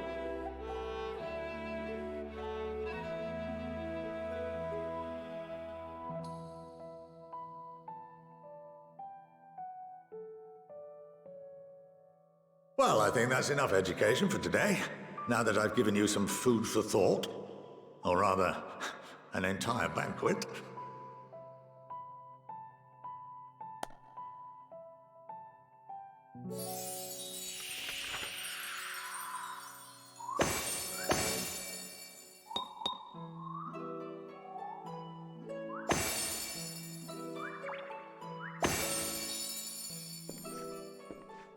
I would remind you that although I'm unable to assist you with certain matters, the resources at my disposal may still be of use to you.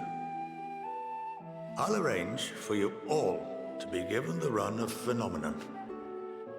Of course, as associate to our alumni and the students of Baldessian, this privilege is extended to you as well, my friend.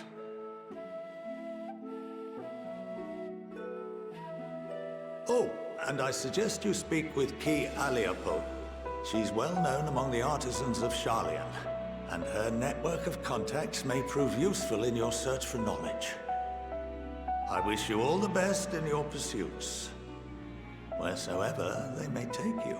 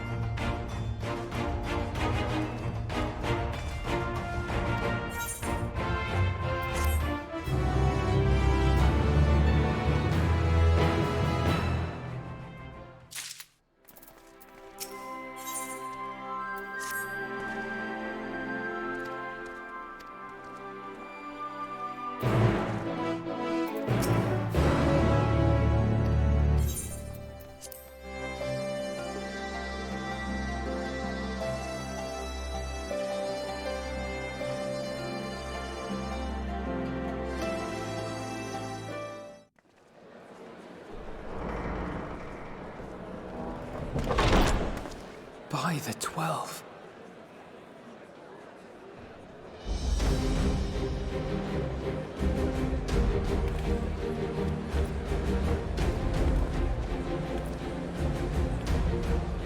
Glad you could join us. I hope you don't mind, but we went ahead and started without you. As you can imagine, our traveling companions were eager to become acquainted. 'Tis a rare thing indeed to see such a diverse and talented group of individuals assembled for a single purpose. We fight not only for the sake of Eorzea, but for the entire world, including the people of Garlemald. Much rides on the efforts of the Ilsabard contingent. Indeed, which is why I am glad to find myself in the company of many trusted comrades, yourselves included.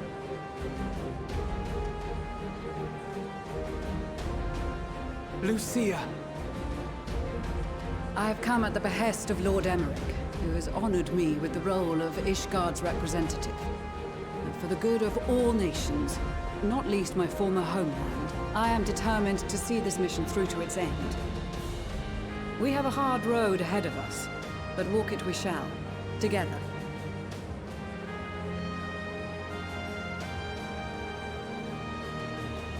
We too welcome this opportunity to work together once more.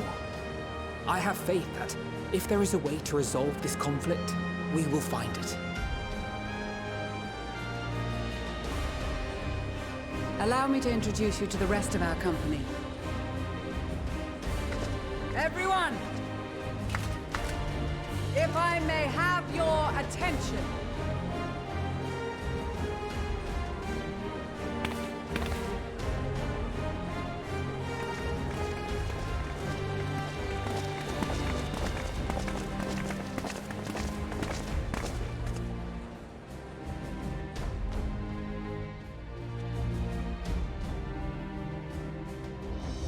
Might I ask you to speak first?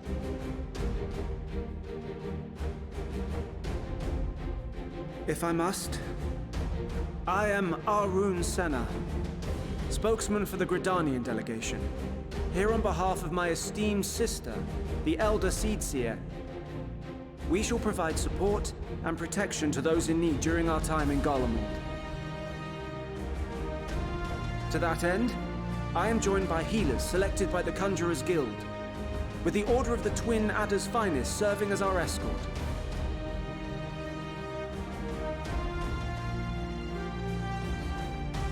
Of course, with an experienced white mage such as yourself accompanying us as well, those requiring more involved treatment will be in safe hands. Raya O sends her regards, by the way.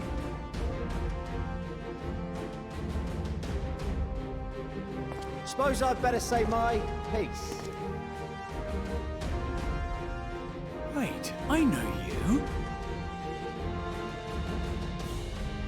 The name's Sicard, in case you've forgotten. Truth be told, I'd rather you had forgotten. Any road, the Admiral asked Captain Hilfier to send his best, and for whatever reason, he picked me. Of course, if I'd refused, I'd be the laughingstock of the bloody executioners, and my reputation's taken enough of a keyhauling as it is. But more importantly, like any pirate worth his salt, I know when you're staring down a storm, you gotta trust in the commander of your ship. So if the Admiral wants us to go to Garlemald, not for plunder and glory, but the promise of peace in our time, then that's what we'll do.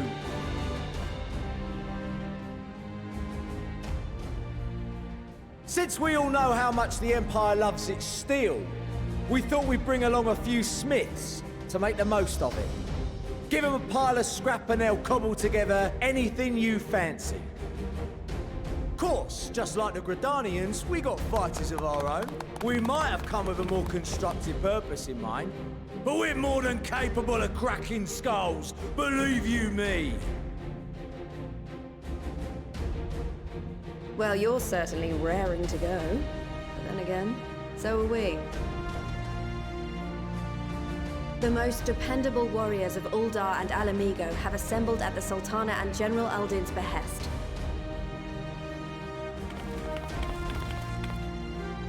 If Garlemald has truly fallen, then the whole place is likely to be crawling with Telophoroi. We'll need plenty of troops to clear and hold a path for others to follow. That's where we come in. Naturally, Marshal Tarapin and I will be leading from the front.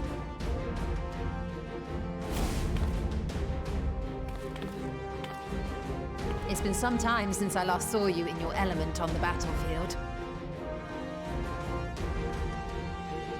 From what I've heard, you've become pretty fearsome yourself. Master Matoya, the avatar of destruction.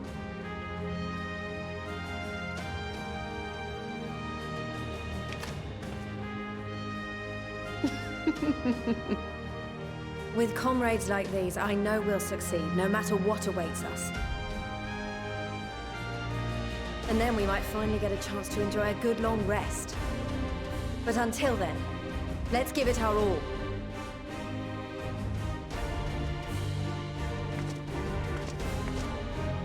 As for Ishgard, we Temple Knights have come in force to uphold our nation's commitment to the peace and welfare of our allies. The bitter cold of Garlemald is a formidable enemy in of itself. Our experience fighting in ice and snow will prove invaluable in the days ahead. Accordingly, I have been designated commander of the Ilzabard contingent. I will do all in my power to provide you with the leadership and guidance you require. The four high houses, House Hylinart foremost among them, have arranged for a host of machinists to join us on our mission. Their knowledge of Imperial Magitech is sure to be a great boon. They will address any problems of a technical nature, together with the smiths of Limpsa Lomitsa. There is another awaiting introduction. Lord Emanolain! Ah, yes. Emanolain de Forton, at your service. Though, lest there be any misunderstanding, I should stress that I've not become a fearsome warrior while you were away. Rather, far from it, actually. My brother, in his infinite wisdom, decided this would be an excellent chance to make something of myself. Oh, and fight for world peace and all that. But, should the opportunity arise for a spot of ballroom dancing, I will be your twinkle-toed gentleman of light.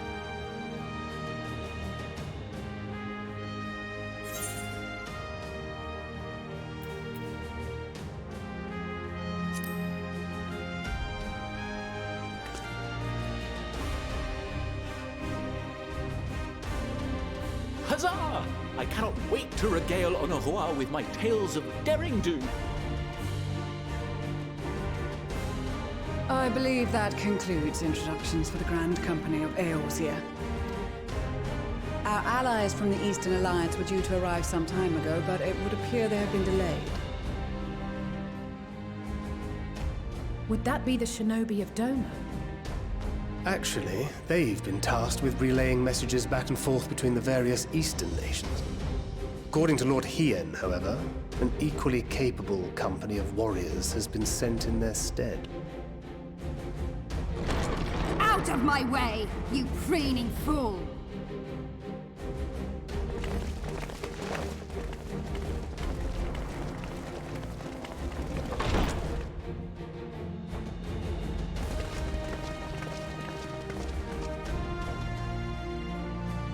Forgive us for coming late. We are the delegates of the Eastern Alliance. Cyrena, and you've brought company. For battle and blood we come, as the steppe is sorely lacking in both. No towers befoul our lands, so we marched on those of Doma, only to find them beyond our reach. But now our thirst for slaughter will be slaked. No quarter to the enemy! Sadu Hatun, no. We go to make peace with the Iron Men, not war.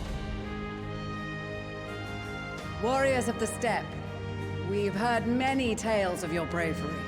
We welcome you as allies.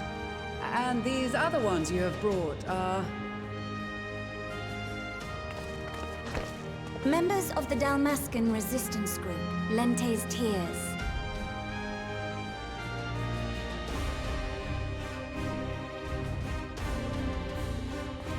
And the Bosnian resistance. Between them, they have a wealth of experience in espionage, and are particularly adept at infiltrating Imperial facilities. Which is fortuitous, since Garlemald's domain is so vast that I could never hope to handle reconnaissance duties all by myself. Dalmasca, Bosnia, Alamigo. All lands which have suffered the tyranny of the Empire. I would never presume to question your motives. Nevertheless, I must reiterate that our goal is to aid the victims of the Telophoroi, the common folk of Garlemald. And they are victims, make no mistake.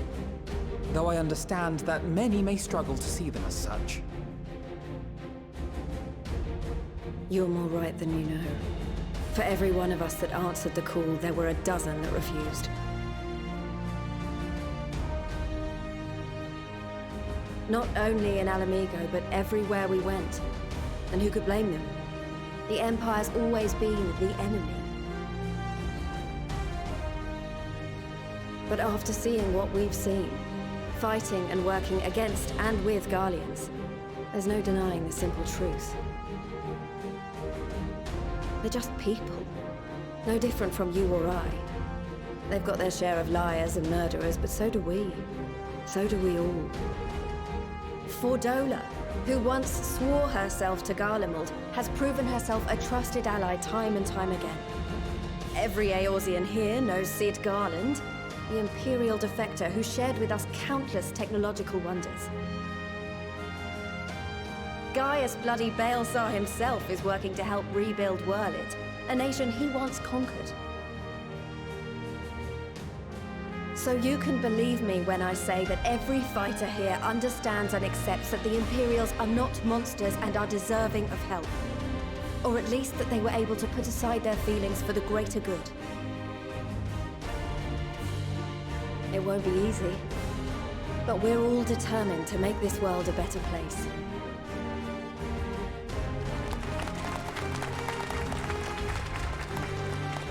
What lingering concerns I may have had were clearly unwarranted. I agree with everything you said wholeheartedly.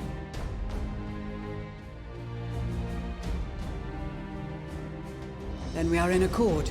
Now, let us review our strategy.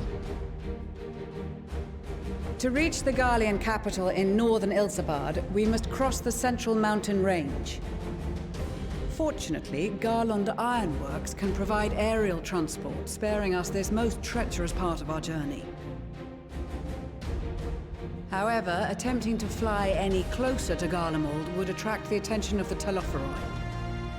As they appear to have seized control of the majority of the Imperial military, we must assume that includes its fleet. In addition, Garlemald possesses devices that can interfere with airship navigational systems, further discouraging an airborne approach. Given the circumstances, the closest we dare deploy our contingent is an area between the range and the capital, the Magna Glaciers. From there, we must travel the rest of the way on foot. We will also need to bring the airships with us to ensure we can withdraw with haste. Although much of the terrain will be blanketed in snow, we should be able to make use of local roads and shipping facilities. The vast ice field will afford us an unobstructed view of the surrounding area. On the other hand, it will also allow others to easily spot us, so it is imperative that we only make camp in positions where we can easily defend ourselves. And the airships, which must be kept safe at all costs. We cannot account for every possibility, so we must be prepared to think on our feet. We will be tested. Sorely tested, I expect. But for our homes and for our people, and a people not our own but in need, we will succeed. Spare no effort in your preparations. Once we depart, there is no turning back.